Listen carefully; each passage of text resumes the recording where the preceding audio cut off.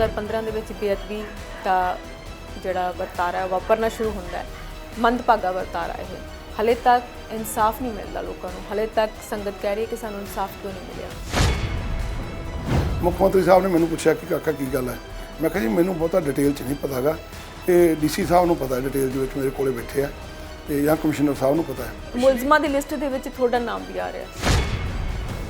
ਇਸ ਤਰ੍ਹਾਂ ਗੋਲੀ ਚੱਲੀ ਕੋਟਕਪੂਰਾ ਦੇ ਵਿੱਚ ਸਵੇਰੇ ਅਰਲੀ ਲੋਕਾਂ ਨੂੰ ਖਦੇੜਨ ਦੇ ਲਈ ਚਲਾਈ ਗਈ, ਕਿਸੇ ਵੱਲੋਂ ਹੁਕਮ ਤੇ ਦਿੱਤਾ ਗਿਆ ਹੋਵੇਗਾ। ਉਸੇ ਸਿਸਟਮ 'ਚ ਐਸਡੀਐਮ ਸਾਹਿਬ ਦੇ ਆਰਡਰ ਸੀਗੇ ਜੀ। ਉਹਨਾਂ ਨੇ ਕੋਈ ਇਹ ਨਹੀਂ ਸੀ ਆਖਿਆ ਕਿ ਸਿੱਧੀ ਗੋਲੀ ਚਲਾਓ, ਉਹਨਾਂ ਨੇ ਆਖਿਆ ਕਿ ਪੁਲਿਸ ਨੂੰ ਖਦੇੜਨ ਲਈ ਹਵਾਈ ਫਾਇਰਿੰਗ ਕਰਨੇ ਜਿਹੜੇ ਜੋ ਨਵੀਂ ਸਿੱਟ ਬਣਾਈ ਗਈ ਸੀ ਕੋਟਕਪੂਰਾ ਗੋਲੀकांड ਦੀ ਜਾਂਚ ਦੇ ਲਈ, ਉਹਨਾਂ ਦੇ ਵੱਲੋਂ ਤੁਹਾਨੂੰ ਵੀ ਫਾਰਗ ਨਹੀਂ ਕੀਤਾ ਗਿਆ। ਤੁਸੀਂ ਜਨਤਾ ਨੂੰ ਕਿਵੇਂ ਯਕੀਨ ਦਿਵਾਓਗੇ ਕਿ ਤੁਸੀਂ ਬੇਗੁਨਾਹ ਹੋ? ਕਿਹੜੇ ਉਹ ਮੁੱਦੇ ਹੋਣਗੇ ਜਿਨ੍ਹਾਂ ਨੂੰ ਲੈ ਕੇ ਮਨਤਾਰ ਬਰਾੜ ਲੋਕਾਂ ਦੇ ਵਿੱਚ ਜਾਣਗੇ, ਲੋਕ ਉਹਨਾਂ ਨੂੰ ਸੁਣਨਗੇ ਤੇ ਉਹਨਾਂ ਨੂੰ ਵੋਟਾਂ ਦੇਣਗੇ? ਪਹਿਲਾਂ ਤਾਂ ਵਿਕਾਸ ਦਾ ਮੁੱਦਾ। ਤੁਸੀਂ ਕਹਿ ਰਹੇ ਹੋ ਕਿ ਤੁਸੀਂ ਵਿਕਾਸ ਪ੍ਰੋਜੈਕਟ ਲਿਆਂਦੇ, ਸੀਵਰੇਜ ਦਾ ਕੰਮ ਹੈ ਜਿਹੜਾ ਨੇਪਰੇ ਚਾੜਿਆ, ਪੀਣ ਵਾਲੇ ਪਾਣੀ ਦੀ ਲੋਕਾਂ ਨੂੰ ਸਹੂਲਤ ਦਿੱਤੀ ਗਈ, ਪਰ ਤੁਹਾਡੇ ਕੋਟਕਪੂਰੇ ਦੇ ਵਿੱਚ ਪ੍ਰੇਮ ਨਗਰ ਲੈ ਲਓ, ਦੁਆਰਿਆਣਾ ਰੋਡ ਲੈ ਲਓ, ਉੱਥੇ ਹਲੇ ਵੀ ਸੀਵਰੇਜ ਦੀ ਸਮੱਸਿਆ ਬਹੁਤ ਹੈ। ਕੋਟਕਪੂਰਾ ਬੱਤੀਆਂ ਵਾਲੇ ਚੌਂਕ ਤੋਂ ਰੇੜੀ ਫੜੀ ਵਾਲਿਆਂ ਨੂੰ ਉਠਾ ਦਿੱਤਾ ਗਿਆ ਸੀ ਕਿ ਇੱਕ ਕੰਪਲੈਕਸ ਬਣਾਉਣਾ ਹੈ, ਉਹ ਪ੍ਰੋਜੈਕਟ ਕਿੱਥੇ ਤੱਕ ਹੈ? 10-10 ਲੱਖ ਦਾ ਬੀਮਾ ਕਾਰਡਸ ਦੀ ਗੱਲ ਕਰ ਰਿਹਾ, ਸਟੂਡੈਂਟਸ ਨੂੰ ਖਾਸੇ ਜਿਹੜੇ ਪੈਸੇ ਦੇਣ ਦੀ ਗੱਲ ਕਰ ਰਿਹਾ, ਉਸ ਤੋਂ ਇਲਾਵਾ ਬਿਜਲੀ ਦੀ ਗੱਲ ਕਰ ਰਿਹਾ ਕਿ ਇੰਨੇ ਯੂਨਿਟਸ ਅਸੀਂ ਫ੍ਰੀ ਦੇਵਾਂਗੇ। ਇਹਨਾਂ ਕੁਝ ਅਕਾਲੀ ਦਲ ਮੈਨੇਜ ਕਿਵੇਂ ਕਰੇਗਾ? ਕਿਉਂਕਿ ਕਾਂਗਰਸ ਤਾਂ ਕਹਿ ਰਹੀ ਹੈ ਕਿ ਸਾਡੇ ਵੱਲ ਤਾਂ ਖਜ਼ਾਨਾ ਜਿਹੜਾ ਬਿਲਕੁਲ ਇਸ ਵੇਲੇ ਖਾਲੀ ਹੈ। ਬਿਜਲੀ ਸਮਝੌਤਿਆਂ ਨੂੰ ਲੈ ਕੇ ਅਕਾਲੀ ਦਲ ਤੇ ਕਾਂਗਰਸ ਬਹੁਤ ਇਲਜ਼ਾਮ ਲਗਾ ਰਹੀ ਹੈ ਕਿ ਇਹਨਾਂ ਦੇ ਵੱਲੋਂ ਸਮਝੌਤੇ ਕੀਤੇ ਗਏ ਸੀ, ਅਸੀਂ ਹੁਣ ਰੱਦ ਨਹੀਂ ਕਰ ਸਕਦੇ ਜੀ, ਲੋਕਾਂ ਨੂੰ ਅਸੀਂ ਬਿਜਲੀ ਸਸਤੀ ਕਿਵੇਂ ਦੇਈਏ? ਬਠਿੰਡੇ ਵਾਲਾ ਥਰਮਲ ਪਲਾਂਟ ਢਾਹ ਦਿੱਤਾ ਗਿਆ, ਹਾਲਾਂਕਿ ਮਨਪ੍ਰੀਤ ਸਿੰਘ ਬਾਦਲ ਨੇ ਪਹਿਲਾਂ ਕਿਹਾ ਸੀ ਕਿ ਇਹ ਥਰਮਲ ਪਲਾਂਟ ਮੈਂ ਚਲਵਾਉਂਗਾ। 2030 ਤੱਕ ਉਹਨੇ ਚੱਲਣਾ ਸੀਗਾ, 2030 ਤੱਕ ਉਹਦੀ ਮਿਆਦ ਸੀਗੀ, ਅਜੇ ਮਿਆਦ ਪਈ ਸੀ, ਉਹਦੀ 9 ਸਾਲ ਮਿਆਦ ਪਈ ਹੈ ਤੇ ਲੇਕਿਨ ਇਹਨਾਂ ਦੀ ਨਿਗਾਹ ਟੇਢੀ ਸੀਗੀ।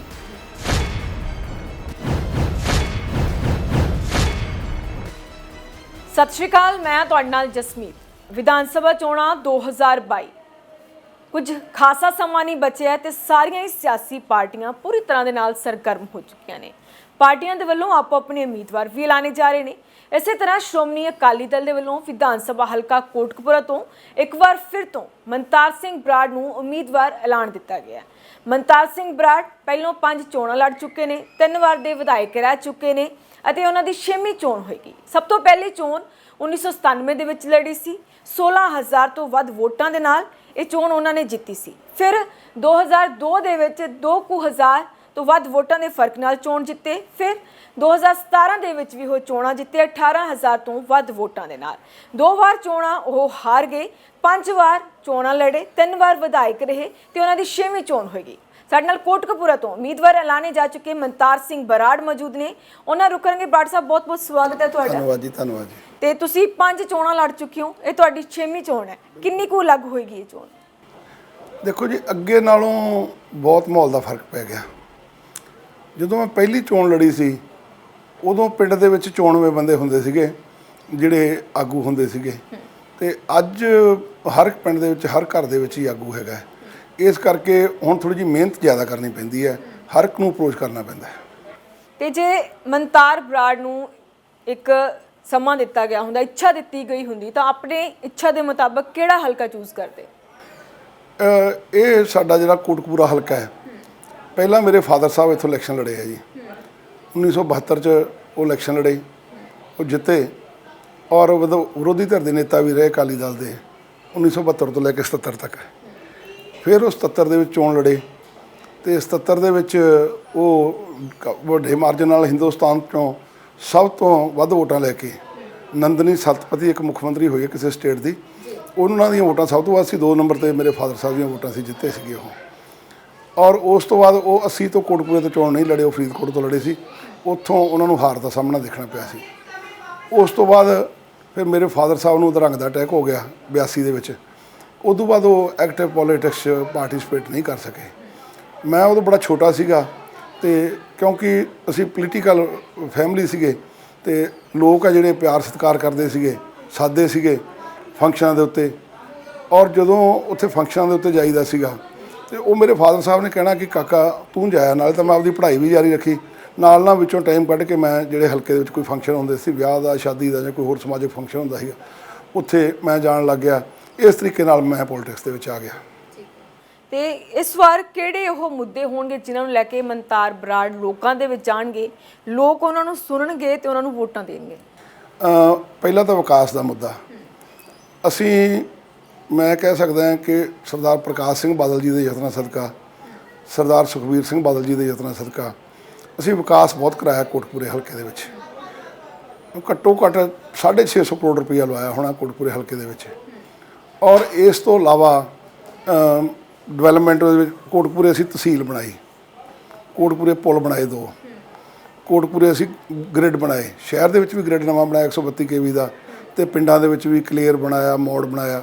ਪਹਿਲਾਂ ਵੀ ਜਿਹੜੇ ਗ੍ਰਿਡ ਬਣੇ ਹੋਏ ਸੀਗੇ ਉਹ ਅਕਾਲੀ ਸਰਕਾਰ ਦੇ ਸਮੇਂ ਬਣੇ। ਕੋਟ ਸੁਖੀਆ ਪਿੰਡ ਬਣਿਆ, ਫਿੱਡੇ ਪਿੰਡ ਬਣਿਆ। ਬਿਜਲੀ ਦੇ ਖੇਤਰ ਦੇ ਵਿੱਚ ਡਿਵੈਲਪਮੈਂਟ ਬਹੁਤ ਕੀਤੀ। ਸ਼ਹਿਰ ਦੇ ਵਿੱਚ ਤਾਰਾਂ ਸਾਰੀਆਂ ਬਦਲਣ ਵਾਸਤੇ 9 ਕਰੋੜ ਰੁਪਈਆ ਦਿੱਤਾ ਸ਼ਹਿਰ ਨੂੰ। ਇਵੇਂ ਇੱਕ ਆਪਣਾ ITI ਹੈ ਸਾਡੀ ਲੜਕੀਆਂ ਦੀ, ਉਹ ਸਰਕਾਰੀ ਬਿਲਡਿੰਗ ਸੀਗੀ, ਮਿਊਨਿਸਪਲ ਕਮੇਟੀ ਦਾ ਪੁਰਾਣਾ ਦਫ਼ਤਰ ਸੀਗਾ, ਉਹ PWD ਨੇ ਉਸ ਦਫ਼ਤਰ ਨੂੰ ਅਨਸੇਫ ਡਿਕਲੇਅਰ ਕਰਤਾ ਸੀਗਾ ਤੇ ਉਹ 4 ਸਾਲ ਬੰਦ ਪਈ ਰਹੀ ITI। ਫਿਰ 4.5 ਕਰੋੜ ਰੁਪਈਆ ਲਾ ਕੇ ਨਵੀਂ ITI ਬਣਾਈ। ਫਿਰ ਇਸੇ ਤਰ੍ਹਾਂ ਹੀ ਸਿਵਲ ਹਸਪਤਾਲ ਦੀ ਸਾਰੀ ਬਿਲਡਿੰਗ ਹੈ ਜਿਹੜੀ ਉਹ ਨਵੀਂ ਖੜੀ ਕੀਤੀ, ਸਾਰੀ 5 ਕਰੋੜ ਰੁਪਈਆ ਘੱਟੋ ਘੱਟ ਲਾਇਆ। 4.5 ਕਰੋੜ ਰੁਪਈਆ ਪਹਿਲਾਂ ਲਾਇਆ ਸੀ, 5 ਕਰੋੜ ਰੁਪਈਆ ਬਾਅਦ ਦੇ ਵਿੱਚ ਲਾਇਆ। ਫਿਰ ਇਸੇ ਤਰ੍ਹਾਂ ਹੀ ਸ਼ਹਿਰ ਵਾਸਤੇ ਅਸੀਂ 23 ਕਰੋੜ ਰੁਪਈਆ ਮਿਊਨਿਸਪਲ ਕਮੇਟੀ ਨੂੰ ਦਿੱਤਾ, ਜਿਹੜੀਆਂ ਜਿੱਥੇ ਸੀਵਰੇਜ ਪਹਿਲਾਂ ਪਿਆ ਵਾ ਸੀਗਾ ਉਹ ਸਭ ਗਲੀਆਂ ਬਣਾਉਣ ਵਾਸਤੇ ਤੇ ਸਟਰੀਟ ਲਾਈਟ ਵਾਸਤੇ। ਇਸੇ ਤਰ੍ਹਾਂ ਹੀ 116 ਕਰੋੜ ਰੁਪਈਏ ਦਾ ਪ੍ਰੋਜੈਕਟ ਅਸੀਂ ਸੀਵਰੇਜ ਦਾ ਲੈ ਕੇ ਆਂਦਾ 2016 ਜਨਵਰੀ ਦੇ ਵਿੱਚ, ਔਰ ਉਹਦਾ ਕੰਮ ਲਗਭਗ ਅਸੀਂ ਸਾਡੇ 2017 ਦੀ ਇਲੈਕਸ਼ਨ ਤੋਂ ਪਹਿਲਾਂ 35-37% ਕੰਮ ਅਸੀਂ ਕਰਾ ਲਿਆ ਸੀਗਾ, ਤੇ ਉਸ ਤੋਂ ਬਾਅਦ ਫਿਰ ਉਹ ਸਲੋ ਹੋ ਗਿਆ। ਇਸ ਦੇ ਨਾਲ ਮੈਂ 90 ਕਰੋੜ ਰੁਪਈਆ ਨਵੀਆਂ ਕੱਸੀਆਂ ਤੇ ਨਵੇਂ ਸੂਏ ਬਣਾਉਣ ਵਾਸਤੇ ਜਾਂ ਸੂਇਆਂ ਦੀ ਰਿਪੇਅਰ ਵਾਸਤੇ ਖਰਚ ਕੀਤਾ। ਪਾਣੀ ਦੀ ਕਮੀ ਨਹੀਂ ਇਲਾਕੇ 'ਚ ਆਉਣ ਦਿੱਤੀ। ਇਸੇ ਤਰ੍ਹਾਂ ਹੀ 63 ਕਰੋੜ ਰੁਪਈਆ ਜੋ ਪੱਕੇ ਖਾਲ ਆ ਕੋਟਕਪੂਰੇ ਹਲਕੇ ਦੇ ਵਿੱਚ ਉਹਨਾਂ ਦੇ ਉੱਤੇ ਲਾਇਆ। ਇਸੇ ਤਰ੍ਹਾਂ ਹੀ ਅੰਡਰਗਰਾਊਂਡ ਪਾਈਪਾਂ ਜਿਹੜੀਆਂ ਸੋਇਲ ਕੰਜ਼ਰਵੇਸ਼ਨ ਮਹਿਕਮਾ ਪਾਉਂਦਾ, ਐਗਰੀਕਲਚਰ ਦੇ ਅਧੀਨ ਆਉਂਦਾ ਮਹਿਕਮਾ, ਲਗਭਗ ਉਹ 36 ਕਰੋੜ ਰੁਪਈਏ ਦੀਆਂ ਪਾਈਪਾਂ ਸਾਡੇ ਹਲਕੇ ਦੇ ਵਿੱਚ ਅਸੀਂ ਪਵਾਈਆਂ। ਅਨੇਕਾਂ ਮੋਗੇ ਲਵਾ ਕੇ ਦਿੱਤੇ, ਲਿਫਟ ਪੰਪ ਲਵਾ ਕੇ ਦਿੱਤੇ। 47 ਲਿਫਟ, ਪਹਿਲਾਂ 5 ਲਿਫਟ ਪੰਪ ਸੀ ਸਾਰੇ, ਮੈਂ 47 ਲਿਫਟ ਪੰਪ ਨਵੇਂ ਲਵਾਏ ਆਪਦੇ ਹਲਕੇ ਦੇ ਵਿੱਚ। ਨਹਿਰ ਦੇ ਵਿੱਚੋਂ ਜਿਹੜਾ ਸਿੱਧੀ ਸਿੰਚਾਈ ਜ਼ਮੀਨਾਂ ਨੂੰ ਨਹਿਰੀ ਪਾਣੀ ਮਿਲ ਸਕੇ, ਔਰ ਉਹ ਜ਼ਮੀਨ ਜਿਹੜੀ ਜ਼ਮੀਨ 20,000 'ਚ ਵੀ ਠੇਕੇ 'ਤੇ ਨਹੀਂ ਸੀ ਲੱਗਦੀ, ਜਾਂ ਜਿੱਥੇ 20-25,000 ਦੀ ਫਸਲ ਨਹੀਂ ਸੀ ਹੁੰਦੀ, ਉਹ 60-60,000 ਦੇ ਠੇਕੇ 'ਤੇ ਲੱਗਣ ਲੱਗੀ ਤੇ ਉੱਥੇ ਪੂਰੀ ਫਸਲ ਹੋਣ ਲੱਗੀ। ਤੁਸੀਂ ਕਹਿ ਰਹੇ ਹੋ ਕਿ ਤੁਸੀਂ ਵਿਕਾਸ ਪ੍ਰੋਜੈਕਟ ਲਿਆਂਦੇ, ਸੀਵਰੇਜ ਦਾ ਕੰਮ ਹੈ ਜਿਹੜਾ ਨੇਪਰੇ ਚਾੜਿਆ, ਪੀਣ ਵਾਲੇ ਪਾਣੀ ਦੀ ਲੋਕਾਂ ਨੂੰ ਸਹੂਲਤ ਦਿੱਤੀ ਗਈ, ਪਰ ਤੁਹਾਡੇ ਕੋਟਕਪੂਰੇ ਦੇ ਵਿੱਚ ਪ੍ਰੇਮ ਨਗਰ ਲੈ ਲਓ, ਦੁਆਰਿਆਣਾ ਰੋਡ ਲੈ ਲਓ, ਉੱਥੇ ਹਲੇ ਵੀ ਸੀਵਰੇਜ ਦੀ ਸਮੱਸਿਆ ਬਹੁਤ ਹੈ। ਇਸ ਤਰ੍ਹਾਂ ਨਾ ਜੀ, ਮੈਂ ਜਦੋਂ ਦੱਸਿਆ ਤੁਹਾਨੂੰ ਵੀ ਅਸੀਂ ਜਨਵਰੀ-ਫਰਵਰੀ 'ਚ ਕੰਮ ਸਟਾਰਟ ਕੀਤਾ ਸੀਗਾ, ਇਹ ਸਾਡਾ ਕੰਪਨੀ ਨਾਲ ਜਿਹੜਾ ਐਗਰੀਮੈਂਟ ਸੀਗਾ ਉਹ 31 ਮਾਰਚ 2019 ਤੱਕ ਕੰਪਲੀਸ਼ਨ ਦਾ ਸੀਗਾ। ਇਹ ਸ਼ਪੂਰ ਜੀ ਭੁੱਲਣ ਜੀ ਕੰਪਨੀ ਹੈ, ਟਾਟਾ ਵਾਲਿਆਂ ਦੀ ਹੈ ਕੰਪਨੀ, ਇਹ ਉਹਨਾਂ ਕੋਲੇ ਸੀਗਾ ਟੈਂਡਰ। ਇਹ ਬਦਕਿਸਮਤੀ ਨਾਲ ਸਾਡੀ ਸਰਕਾਰ ਚਲੀ ਗਈ, ਨਹੀਂ ਤਾਂ ਇਹ ਕੰਮ ਨੇਪਰੇ ਚੜ ਜਾਣਾ ਸੀ। ਫਿਰ ਕੰਮ ਲੇਟ ਕਿਉਂ ਸ਼ੁਰੂ ਕੀਤਾ ਗਿਆ? ਪਹਿਲਾਂ ਤੋਂ ਸ਼ੁਰੂ ਕਰਨਾ ਚਾਹੀਦਾ। ਪਹਿਲਾਂ ਇਹ ਐਕਚੁਅਲੀ ਕੀ ਹੈ ਕਿ 2015 ਦੇ ਵਿੱਚ ਇਹਦੀਆਂ ਸਾਡੀਆਂ ਮੀਟਿੰਗਾਂ ਹੋ ਗਈਆਂ ਸੀਗੀਆਂ, 2015 ਸ਼ੁਰੂ ਕਰਨਾ ਸੀਗਾ। ਫਿਰ ਅਚਨਚੇਤ ਜਿਹੜੀ ਉਹ ਘਟਨਾ ਵਾਪਰ ਗਈ, ਜਿਹੜੀ ਬਰਗਾੜੀ ਵਾਲੀ ਘਟਨਾ ਹੈ, ਤੇ ਉਹਦੇ ਕਰਕੇ ਸਾਡਾ ਕੰਮ ਹੈ ਜਿਹੜਾ ਉਹ ਡਿਲੇ ਹੋ ਗਿਆ। ਫਿਰ ਤਾਂ ਲੇਟ ਚਾਲੂ ਹੋਇਆ, ਨਹੀਂ ਤਾਂ ਸ਼ਾਇਦ ਪਹਿਲਾਂ ਹੀ ਹੋ ਜਾਣਾ ਸੀਗਾ। ਆਪਾਂ ਜੇ ਫੋਕਲ ਪੁਆਇੰਟ ਦੀ ਗੱਲ ਕਰੀਏ, ਤੁਸੀਂ ਵੀ ਲੈ ਕੇ ਆਏ ਸੀ ਫੋਕਲ ਪੁਆਇੰਟ? ਨਹੀਂ, ਫੋਕਲ ਪੁਆਇੰਟ ਮੇਰੇ ਤੋਂ ਪਹਿਲਾਂ ਦਾ ਆਇਆ ਵਾ ਜੀ, ਪਰ ਫੋਕਲ ਪੁਆਇੰਟ ਦੀ ਹਾਲਤ ਬੜੀ ਖਸਤਾ ਸੀ। ਉਹਦੇ ਵਾਸਤੇ ਮੈਂ ਸਰਦਾਰ ਸੁਖਬੀਰ ਸਿੰਘ ਬਾਦਲ ਜੀ ਨੂੰ ਇੱਥੇ ਬੁਲਾਇਆ ਸੀਗਾ, ਔਰ ਉਹਨਾਂ ਕੋਲ ਇੰਡਸਟਰੀ ਮਹਿਕਮਾ ਵੀ ਸੀਗਾ, ਤੇ ਉਹਨਾਂ ਨੇ ਫੋਕਲ ਪੁਆਇੰਟ ਜਿਹੜਾ ਉਹਨਾਂ ਨੇ ਸਾਨੂੰ 3.5 ਕਰੋੜ ਰੁਪਇਆ ਦਿੱਤਾ ਸੀਗਾ ਫੋਕਲ ਪੁਆਇੰਟ ਸੀਵਰੇਜ ਪਾਉਣ ਵਾਸਤੇ ਤੇ ਪਲੱਸ ਉਹਦੀਆਂ ਸੜਕਾਂ ਬਣਾਉਣ ਵਾਸਤੇ। ਉਹ ਅਸੀਂ ਬਣਾਈਆਂ ਸੀਗੀਆਂ। ਬਦਕਿਸਮਤੀ ਨਾਲ ਜਦੋਂ ਸਰਕਾਰ ਚਲੀ ਗਈ, ਸਾਡੇ ਵੱਲੋਂ ਇੱਕ ਪ੍ਰੋਜੈਕਟ ਬਣ ਕੇ ਜਾ ਵੜਿਆ। ਇੱਕ ਰੇਲਵੇ ਦੀ ਲਾਈਨ ਹੈ ਜਿਹੜੀ ਮੁਕਤਸਰ ਨੂੰ ਜਾਂਦੀ ਹੈ, ਉਹਦੀ ਕ੍ਰਾਸਿੰਗ ਹੋਣੀ ਸੀ। ਉਹਦੀ ਕ੍ਰਾਸਿੰਗ ਦੇ ਉੱਤੇ ਸਾਨੂੰ 1.5 ਸਾਲ ਲੱਗ ਗਿਆ। ਸਾਰਾ ਫੋਕਲ ਪੁਆਇੰਟ ਉਹਦੇ 'ਚ ਫੋਕਲ ਪੁਆਇੰਟ ਦੇ ਵਿੱਚ ਸੀਵਰੇਜ ਪੈ ਗਿਆ ਸੀਗਾ, ਤੇ ਉਹ ਫਿਰ ਬਹੁਤ ਲੇਟ ਆਈ ਮਨਜ਼ੂਰੀ। ਤੇ ਉਦੋਂ ਅੱਗੇ ਫਿਰ ਜਿਹੜਾ ਸ਼ਹਿਰ ਦਾ ਸੀਵਰੇਜ ਪਾਉਣਾ ਸੀਗਾ, ਸਰਕਾਰ ਚੇਂਜ ਹੋ ਗਈ, ਉਹ ਸੀਵਰੇਜ ਨਾ ਪੈ ਸਕਿਆ। ਮਤਲਬ ਇਹ ਕੰਮ ਵੀ ਪਿਛਲੇ ਜਦੋਂ ਥੋੜਾ ਜਿਹਾ ਟਾਈਮ ਰਹਿ ਗਿਆ ਉਦੋਂ ਸ਼ੁਰੂ ਕੀਤਾ ਗਿਆ, ਸਾਲ ਰਹਿ ਗਿਆ ਸੀਗਾ ਜੀ। ਮਤਲਬ ਇਸ ਤਰ੍ਹਾਂ ਕਿਉਂ ਹੁੰਦਾ ਕਿ ਜੋ ਕੰਮ ਸ਼ੁਰੂਆਤ ਵਿੱਚ ਹੀ ਕਰ ਦੇਣੇ ਚਾਹੀਦੇ ਨੇ ਉਹ ਬਾਅਦ ਵਿੱਚ ਕਿਉਂ ਹੁੰਦੇ ਨੇ? ਖਾਸੇ ਲੇਟ ਹੋਏ, ਲੋਕ ਪਰੇਸ਼ਾਨ ਹੋਏ। ਨਹੀਂ, ਐਸਾ ਹੈ ਜੀ ਕਿ ਪਹਿਲਾਂ ਇਹ ਕੋਈ ਵਿਉਂਤ ਨਹੀਂ ਸੀਗੀ ਕਿ ਸੀਵਰੇਜ ਦੀ ਜਿਹੜੀ ਹੈਗੀ ਆ, ਇਹ ਸੀਗਾ ਕਿ ਸ਼ਹਿਰ ਨੂੰ ਪੈਸੇ ਦੇ ਦਿੰਦੇ ਆ ਤੇ ਸ਼ਹਿਰ ਦੇ ਵਿੱਚ ਗਲੀਆਂ ਗੁਲੀਆਂ ਸਾਰੀਆਂ ਨਵੀਆਂ ਬਣਾਉਂਦੇ। ਜਿਹੜਾ ਸੀਵਰੇਜ ਪਹਿਲਾਂ ਐਗਜ਼ਿਸਟਿੰਗ ਹੈ, ਜਿਹੜਾ ਚੱਲ ਰਿਹਾ 37% ਸੀਵਰੇਜ ਸੀ ਜਿਹੜਾ ਪਹਿਲਾਂ ਪਿਆ ਸੀਗਾ। ਲੇਕਿਨ ਸਾਰਿਆਂ ਨੇ ਡਿਮਾਂਡ ਕੀਤੀ ਕਿ ਆਪਾਂ ਪੈਸੇ ਦਾ ਵੀ ਅਰੇਂਜ ਕਰਨਾ ਹੁੰਦਾ ਜੀ। ਹੁਣ ਟੋਟਲ ਪੰਜਾਬ ਵਾਸਤੇ ਮੇਰਾ ਖਿਆਲ ਲਗਭਗ 5500 ਕਰੋੜ ਰੁਪਈਆ ਰੱਖਿਆ ਸੀਗਾ ਜੀ ਸਾਡਾ। ਇਹਦੇ ਲਈ ਜਿਹੜੇ ਉਹ ਆਪਣੇ ਕਲਸਟਰ ਬਣਾਏ ਗਏ ਸੀਗੇ। ਸਾਡਾ ਫਰੀਦਕੋਟ ਦਾ, ਕੋਟਕਪੂਰੇ ਦਾ ਤੇ ਜੈਤੋ ਦਾ ਇੱਕੋ ਜਿਹੜਾ ਗਰੁੱਪ ਸੀਗਾ, ਕਲਸਟਰ ਬਣਿਆ ਸੀਗਾ। ਇਹਦਾ 272 ਕਰੋੜ ਰੁਪਏ ਦਾ ਪ੍ਰੋਜੈਕਟ ਸੀਗਾ। 116-17 ਕਰੋੜ ਰੁਪਏ ਫਰੀਦਕੋਟ 'ਤੇ ਲੱਗਣੇ ਸੀ, 116-17 ਕਰੋੜ ਰੁਪਏ ਉਹ ਕੋਟਕਪੂਰੇ ਤੇ ਲੱਗਣੇ ਸੀ, ਕੋਈ ਲਗਭਗ 50 ਕਰੋੜ 55 ਕਰੋੜ ਰੁਪਏ ਜੇਤੂ ਦੇ ਵਿੱਚ ਲੱਗਣੇ ਸੀਗੇ।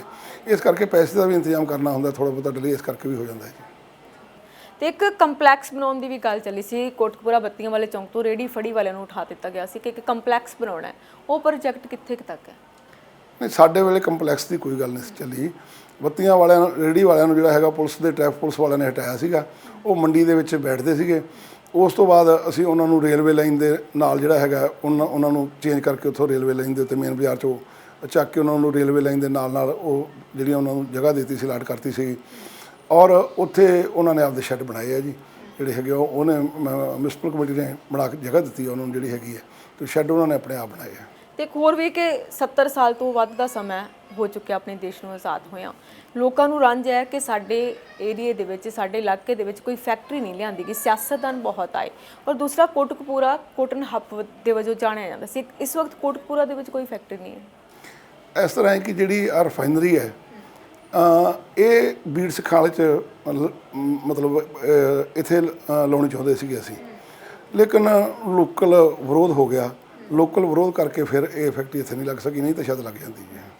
ਤੇ ਆਪਾਂ ਹੁਣ ਦੂਸਰੇ ਜੇ ਗੱਲ ਕਰ ਲਈਏ ਤੇ ਜਿਸ ਤਰ੍ਹਾਂ ਕਿ ਇਲੈਕਸ਼ਨ ਨੇੜੇ ਨੇ, ਤੁਸੀਂ ਆਪਣੇ ਮੁੱਦੇ ਵੀ ਦੱਸੇ ਕਿ ਆਹ ਮੁੱਦੇ ਲੈ ਕੇ ਅਸੀਂ ਲੋਕਾਂ ਦੇ ਵਿੱਚ ਜਾਵਾਂਗੇ। ਤੁਸੀਂ ਪੰਚਾਇਤ ਵਿਭਾਗ ਦੇ ਮੁੱਖ ਪਾਰਲੀਮੈਂਟਰੀ ਸੈਕਟਰੀ ਵੀ ਰਹੇ ਹੋ, ਤੁਸੀਂ ਇਹੋ ਜਿਹਾ ਕਿਹੜਾ ਪ੍ਰੋਜੈਕਟ ਆ ਜਿਹੜਾ ਤੁਸੀਂ ਹੁਣ ਵੀ ਯਾਦ ਕਰਕੇ ਖੁਸ਼ ਹੁੰਦੇ, ਜਿਹੜਾ ਤੁਸੀਂ ਲੈ ਕੇ ਆਂਦਾ ਆਪਣੇ ਲੋਕਾਂ ਦੇ ਲਈ?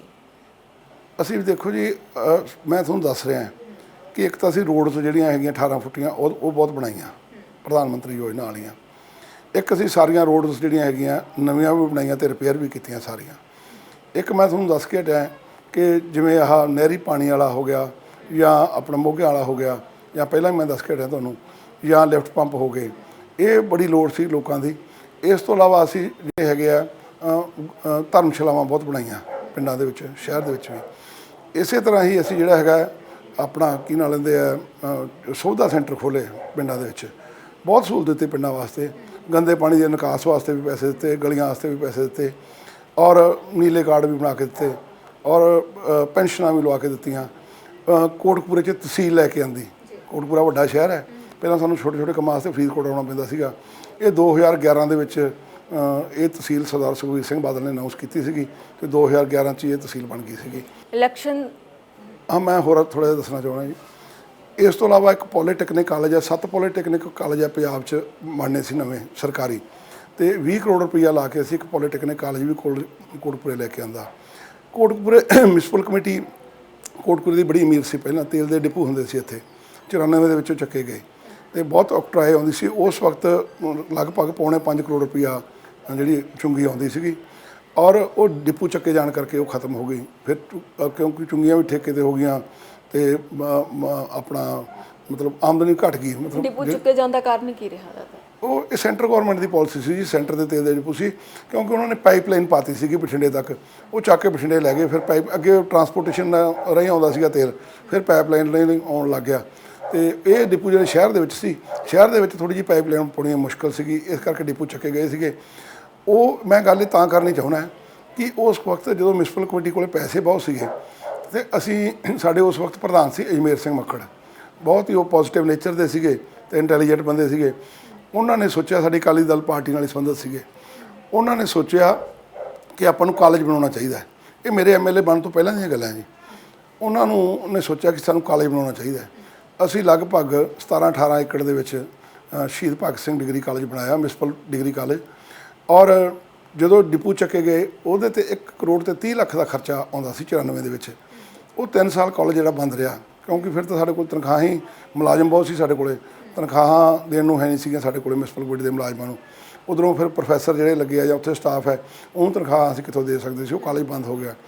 ਫਿਰ ਜਦੋਂ 97 'ਚ ਸਰਕਾਰ ਬਣੀ, 98 ਦੇ ਵਿੱਚ ਸਰਦਾਰ ਪ੍ਰਕਾਸ਼ ਸਿੰਘ ਜੀ ਬਾਦਲ ਕੋਟਕਪੂਰੇ ਆਏ, ਅਸੀਂ ਉਹਨਾਂ ਨੂੰ ਵਿਜ਼ਿਟ ਕਰਾਇਆ ਉਹ ਕਾਲਜ, ਤੇ ਅਸੀਂ ਆਖਿਆ ਜੀ 1400 ਦੇ ਕਰੀਬ ਸਟੂਡੈਂਟ ਇੱਥੇ ਪੜ੍ਹਦੇ ਸੀਗੇ। ਜਦੋਂ ਕਾਲਜ ਚੱਕਿਆ ਗਿਆ, ਜਿਹੜੇ ਤਾਂ ਲੜਕੇ ਆ ਉਹਨਾਂ ਨੂੰ ਤਾਂ ਕਿਸੇ ਨੂੰ ਮੋਗੇ ਭੇਜਤਾ, ਕਿਸੇ ਨੂੰ ਮੁਕਤਸਰ ਭੇਜਤਾ, ਕੋਈ ਫਰੀਦਕੋਟ ਕਿਸੇ ਨੇ ਐਡਮਿਸ਼ਨ ਲੈ ਲਈ। ਲੜਕੀਆਂ ਸੀ ਜਿਹੜੀਆਂ, ਉਹ ਪਰਿਵਾਰ ਆ ਜਿਹੜੇ ਬਾਹਰ ਭੇਜਣ ਤੋਂ ਗੁਰੇਜ਼ ਕਰਦੇ ਸੀ। ਲੜਕੀਆਂ ਵਾਂਝੀਆਂ ਰਹਿ ਗਈਆਂ ਪੜ੍ਹਾਈ ਤੋਂ, ਵੀ ਜੇ ਤੁਸੀਂ ਇਹ ਸਾਨੂੰ ਕਾਲਜ ਜਿਹੜਾ ਸਰਕਾਰੀ ਕਰਦੇ ਹੋ। ਉਹ ਨਾਲ ਉਹਨਾਂ ਦੇ ਕੋਈ ਅਫੀਸਰ ਸੀ, ਉਹ ਕਹਿੰਦਾ ਬਰਾੜ ਸਾਹਿਬ ਜਿਹੜੀਆਂ ਡੈਡ ਸੰਸਥਾਵਾਂ ਹੈਗੀਆਂ ਨਾ, ਉਹ ਸਰਕਾਰ ਵੇਚ ਦਿੰਦੀ ਹੈ ਤੇ ਉਹਨਾਂ ਨੂੰ ਸਰਕਾਰ ਇਹਦੇ ਹੱਥਾਂ 'ਚ ਨਹੀਂ ਲੈਂਦੀ। ਅਸੀਂ ਆਖਿਆ ਜੀ ਇਹ ਸਿੱਖਿਆ ਦਾ ਮਸਲਾ ਹੈ, ਇਹ ਲੜਕੀਆਂ ਦਾ ਮਸਲਾ ਹੈ, ਲੜਕਿਆਂ ਦਾ ਮਸਲਾ ਹੈ, ਪੜ੍ਹਾਈ ਦਾ ਮਸਲਾ ਹੈ। ਤੇ ਪ੍ਰਕਾਸ਼ ਸਿੰਘ ਬਾਦਲ ਨੇ ਉਸ ਦੀ ਗੰਭੀਰਤਾ ਨੂੰ ਲੈਂਦੇ ਹੋਏ ਉਸ ਵਕਤ ਸਾਡੇ ਕਾਲਜ ਦੇ ਨਾਲ ਜਿਹੜਾ ਸਾਡਾ ਕਾਲਜ ਦਾ ਨਾਂ ਸ਼ਹੀਦ ਭਗਤ ਸਿੰਘ ਕਾਲਜ ਹੈ, ਤੇ ਇਸ ਦੇ ਨਾਲ ਸ਼ਿਵਾਲਕ ਕਾਲਜ ਨਇਆ ਨੰਗਲ, 2 ਕਾਲਜ ਹੈ ਜਿਹੜੇ ਮਤਲਬ ਮਿਊਨਿਸਪਲ ਕਮੇਟੀਆਂ ਚਲਾਉਂਦੀਆਂ ਸੀ, ਜਿਹੜੇ ਬੰਦ ਹੋ ਗਏ ਸੀਗੇ। ਇਹਨਾਂ ਦੋਨਾਂ ਨੂੰ ਸਰਕਾਰੀ ਹੱਥਾਂ 'ਚ ਲਿਆ ਤੇ ਉਹ ਅੱਜ ਕਾਮਯਾਬੀ ਨਾਲ ਜਿਹੜਾ ਸਾਡਾ ਕਾਲਜ ਚੱਲ ਰਿਹਾ। ਆਪਾਂ ਇਲੈਕਸ਼ਨ 2022 ਦੀ ਗੱਲ ਕਰ ਲਈ ਇੱਕ ਵਾਰ ਫਿਰ। ਇਸ ਵਾਰ ਦੀ ਜੋ ਫਾਈਟ ਹੋਏਗੀ ਉਸ ਨੂੰ ਕਿਸ ਤਰ੍ਹਾਂ ਵੇਖਦੇ ਹੋ? ਅਕਾਲੀ ਦਲ ਦੇ ਵੱਲੋਂ ਤੁਸੀਂ ਹੋ, ਕਾਂਗਰਸ ਦੇ ਵੱਲੋਂ ਹਾਲੇ ਕੋਈ ਫੇਸ ਕਲੀਅਰ ਨਹੀਂ ਹੈ। ਭਾਈ ਹਰਪਾਲ ਸਿੰਘ ਕੁੱਕੂ ਦੇ ਸਪੁੱਤਰ ਨੇ ਰਾਹੁਲ ਸਿੱਧੂ, ਉਹਨਾਂ ਨੂੰ ਇੱਥੋਂ ਲੜਾਉਣ ਦੀ ਚਰਚਾ ਚੱਲ ਰਹੀ ਹੈ। ਤੇ ਤੀਜੇ ਪਾਸੇ ਕੁਲਤਾਰ ਸਿੰਘ ਸੰਧਵਾ ਗਿਆਨੀ ਜ਼ੈਲ ਸਿੰਘ ਦੇ ਗ੍ਰੈਂਡ ਨੈਫਿਊ ਨੇ। ਕਿਸ ਤਰ੍ਹਾਂ ਦੀ ਫਾਈਟ ਦੇਖਦੇ ਹੋ ਤੁਸੀਂ? ਦੇਖੋ ਜੀ, ਫਾਈਟ ਹੈ ਜਿਹੜੀ ਉਹ ਸ਼੍ਰੋਮਣੀ ਅਕਾਲੀ ਦਲ ਦੀ ਤੇ ਕਾਂਗਰਸ ਦੀ ਹੋਊਗੀ। ਔਰ ਮੈਨੂੰ ਐਂ ਲੱਗਦਾ ਕਿਉਂਕਿ ਮੈਂ ਇਲੈਕਸ਼ਨਾਂ 5 ਇਲੈਕਸ਼ਨਾਂ ਲੜ ਚੁੱਕਿਆ ਕੋਟਪੁਰੇ ਤੋਂ ਹੀ, ਮੈਨੂੰ ਇਹ ਮਹਿਸੂਸ ਹੋ ਰਿਹਾ ਕਿ ਐਤਕੀ ਸਾਡਾ ਪਲੜਾ ਜਿਹੜਾ ਉਹ ਖਾਸਾ ਭਾਰੀ ਰਹੇਗਾ। ਕਿਉਂਕਿ ਮੈਂ ਜਦੋਂ 97 'ਚ ਇਲੈਕਸ਼ਨ ਲੜਿਆ ਸੀ, ਉਦੋਂ ਜਿਹੜੇ ਮੇਰੀ ਮਦਦ ਕਰਨ ਵਾਲੇ ਸੀ, ਚਾਹੇ ਕੋਈ ਫਾਈਨੈਂਸ਼ੀਅਲ ਮਦਦ ਵਾਲਾ ਸੀ, ਚਾਹੇ ਕੋਈ ਵੋਟਾਂ ਦੇ ਤੌਰ 'ਤੇ ਮਦਦ ਕਰਨ ਵਾਲਾ ਸੀ, ਉਹ ਮੈਨੂੰ ਫੋਨ ਕਰਕੇ ਪਿੱਛੇ ਪਿੰਡਾਂ ਦੇ ਵਿੱਚ ਜਾ ਕੇ ਕਹਿੰਦੇ ਹੁੰਦੇ ਸੀਗੇ ਤੈਨੂੰ ਆਹ ਬੰਦੇ ਮਿਲਾਉਣੇ, ਤੈਨੂੰ ਆਹ ਬੰਦੇ ਮਿਲਾਉਣੇ ਆ। ਇਹ ਹਾਲਾਤ 2002 'ਚ ਨਹੀਂ ਰਹੇ, ਮੈਂ ਜਿੱਤ ਗਿਆ, ਪਰ ਉਹ ਹਾਲਾਤ 2002 'ਚ ਨਹੀਂ ਰਹੇ, 2007 'ਚ ਵੀ ਨਹੀਂ ਰਹੇ ਉਹ ਹਾਲਾਤ। ਜਦੋਂ ਫਿਰ 2012 ਦਾ ਇਲੈਕਸ਼ਨ ਆਇਆ, ਉਦੋਂ ਫਿਰ ਮੈਨੂੰ ਮਹਿਸੂਸ ਹੋਇਆ ਕਿ ਉਹ ਜਿਹੇ ਹਾਲਾਤ ਆ ਗਏ ਵੀ ਮੈਨੂੰ ਪਿੰਡਾਂ 'ਚ ਬੁਲਾਉਣਾ, ਥਾਂ ਬੁਲਾਉਣਾ, ਮੇਰੇ ਕੋਲ ਜਾਇਆ ਨਾ ਜਾਣਾ ਕਈ ਦਫਾ, ਵੀ ਇਹਨਾਂ ਨੇ ਸ਼ਾਮਲ ਹੋਣਾ, ਇਹਨਾਂ ਨੇ ਥੋੜ੍ਹੀ ਮਦਦ ਕਰਨੀ ਹੈ। ਉਹ ਫਿਰ ਇਲੈਕਸ਼ਨ ਮੈਂ 18,000 ਤੋਂ ਉੱਪਰ 18,800 ਵੋਟਾਂ ਦੇ ਉੱਤੇ ਜਿੱਤਿਆ ਸੀਗਾ। ਐਤਕੀ ਜੋ ਗੱਲ ਹੈਗੀ ਹੈ, ਐਤਕੀ ਮੈਨੂੰ ਜੋ ਹਾਲਾਤ 97 'ਚ ਸੀਗੇ ਅਤੇ ਜੋ 2012 'ਚ ਸੀਗੇ, ਉਹ ਜਿਹੇ ਹਾਲਾਤ ਨਜ਼ਰ ਆ ਰਹੇ ਆ। ਬਿਲਕੁਲ, ਮਤਲਬ ਫਾਈਟ ਲੱਗ ਰਿਹਾ ਕਿ ਕੁਝ ਟਫ ਹੋਏਗੀ ਇਸ ਵਾਰ? ਨਹੀਂ, ਮੈਨੂੰ ਬਹੁਤੀ ਟਫ ਨਹੀਂ ਲੱਗਦੀ ਫਾਈਟ, ਆਸਾਨ ਲੱਗ ਰਹੀ ਹੈ ਕਿ ਹਾਂ ਇਸ ਵਾਰ। ਵੈਸੇ ਟਫ ਸਮਝਣਾ ਚਾਹੀਦਾ ਬੰਦੇ ਨੂੰ, ਪਰ ਮੈਨੂੰ ਟਫ ਲੱਗ ਨਹੀਂ ਰਹੀ। ਤੇ ਆਪਾਂ ਹੁਣ ਬੇਅਦਬੀ ਤੇ ਗੋਲੀकांड ਦੀ ਗੱਲ ਕਰ ਲੈਂਦੇ ਹਾਂ। 2015 ਦੇ ਵਿੱਚ ਬੇਅਦਬੀ ਦਾ ਜਿਹੜਾ ਵਰਤਾਰਾ ਵਾਪਰਨਾ ਸ਼ੁਰੂ ਹੁੰਦਾ ਹੈ, ਮੰਦਭਾਗਾ ਵਰਤਾਰਾ ਇਹ। ਹਲੇ ਤੱਕ ਇਨਸਾਫ ਨਹੀਂ ਮਿਲਦਾ ਲੋਕਾਂ ਨੂੰ, ਹਲੇ ਤੱਕ ਸੰਗਤ ਕਹਿ ਰਹੀ ਹੈ ਕਿ ਸਾਨੂੰ ਇਨਸਾਫ ਕਿਉਂ ਨਹੀਂ ਮਿਲਿਆ? ਦੇਖੋ ਜੀ, ਇਸ ਤਰ੍ਹਾਂ ਹੈ ਕਿ ਇਹ ਬਦਕਿਸਮਤੀ ਵਾਲੀ ਗੱਲ ਹੈ ਕਿ ਇਹ ਸਾਡੇ ਸਮੇਂ ਦੇ ਵਿੱਚ, ਸਾਡੀ ਸਰਕਾਰ ਦੇ ਸਮੇਂ ਦੇ ਵਿੱਚ ਘਟਨਾ ਘਟੀ।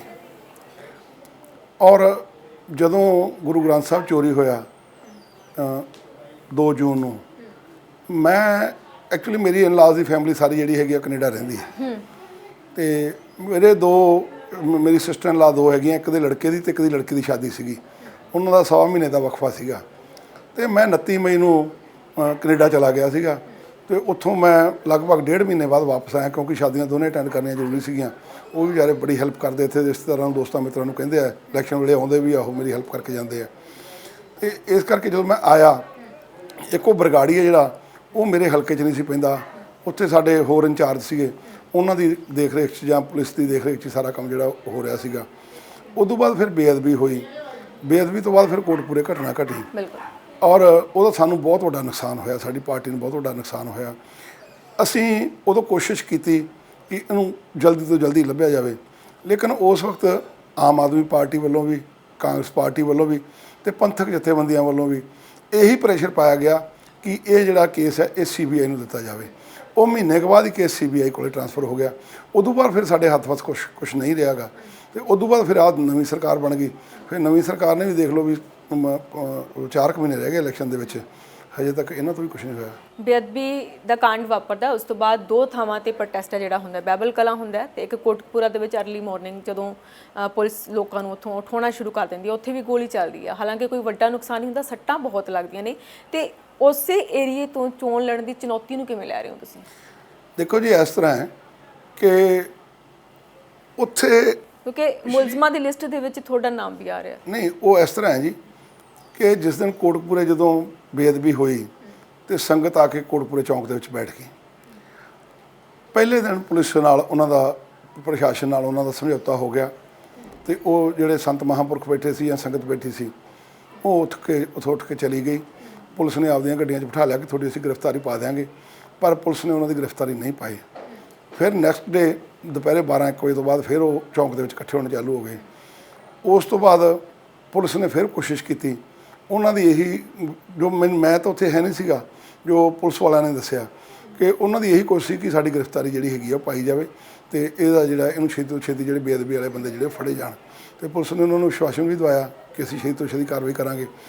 ਪਰ ਉਹਦੇ ਵਿੱਚ ਕਾਫੀ ਬੰਦੇ ਮੈਂ ਕਹਿ ਸਕਦਾ ਕਿ 90% ਬੰਦੇ ਪੁਲਿਸ ਦੇ ਦੱਸਣ ਮੁਤਾਬਕ ਜਾਂ ਪ੍ਰਸ਼ਾਸਨ ਦੇ ਦੱਸਣ ਮੁਤਾਬਕ ਕਿ ਸਹਿਮਤ ਹੋ ਗਏ ਸੀਗੇ ਕਿ ਸਾਡੀ, ਪਰ ਕੁਝ ਸ਼ਰਾਰਤੀ ਬੰਦੇ ਵੀ ਹੁੰਦੇ ਆ, ਉਹ ਨਹੀਂ ਸੀ ਚਾਹੁੰਦੇ ਕਿ ਇੱਥੇ ਜਿਹੜੀ ਹੈਗੀ ਆ ਮਤਲਬ ਇੱਥੋਂ ਉੱਠਿਆ ਜਾਵੇ, ਜਾਂ ਮਤਲਬ ਨਹੀਂ ਸੀ ਚਾਹੁੰਦੇ ਵੀ ਇੱਥੇ ਕੋਈ ਅਮਨ ਸ਼ਾਂਤੀ ਜਿਹੜੀ ਹੈਗੀ ਆ ਰਵੇ ਜਾਂ ਬਹਾਲ ਰਵੇ।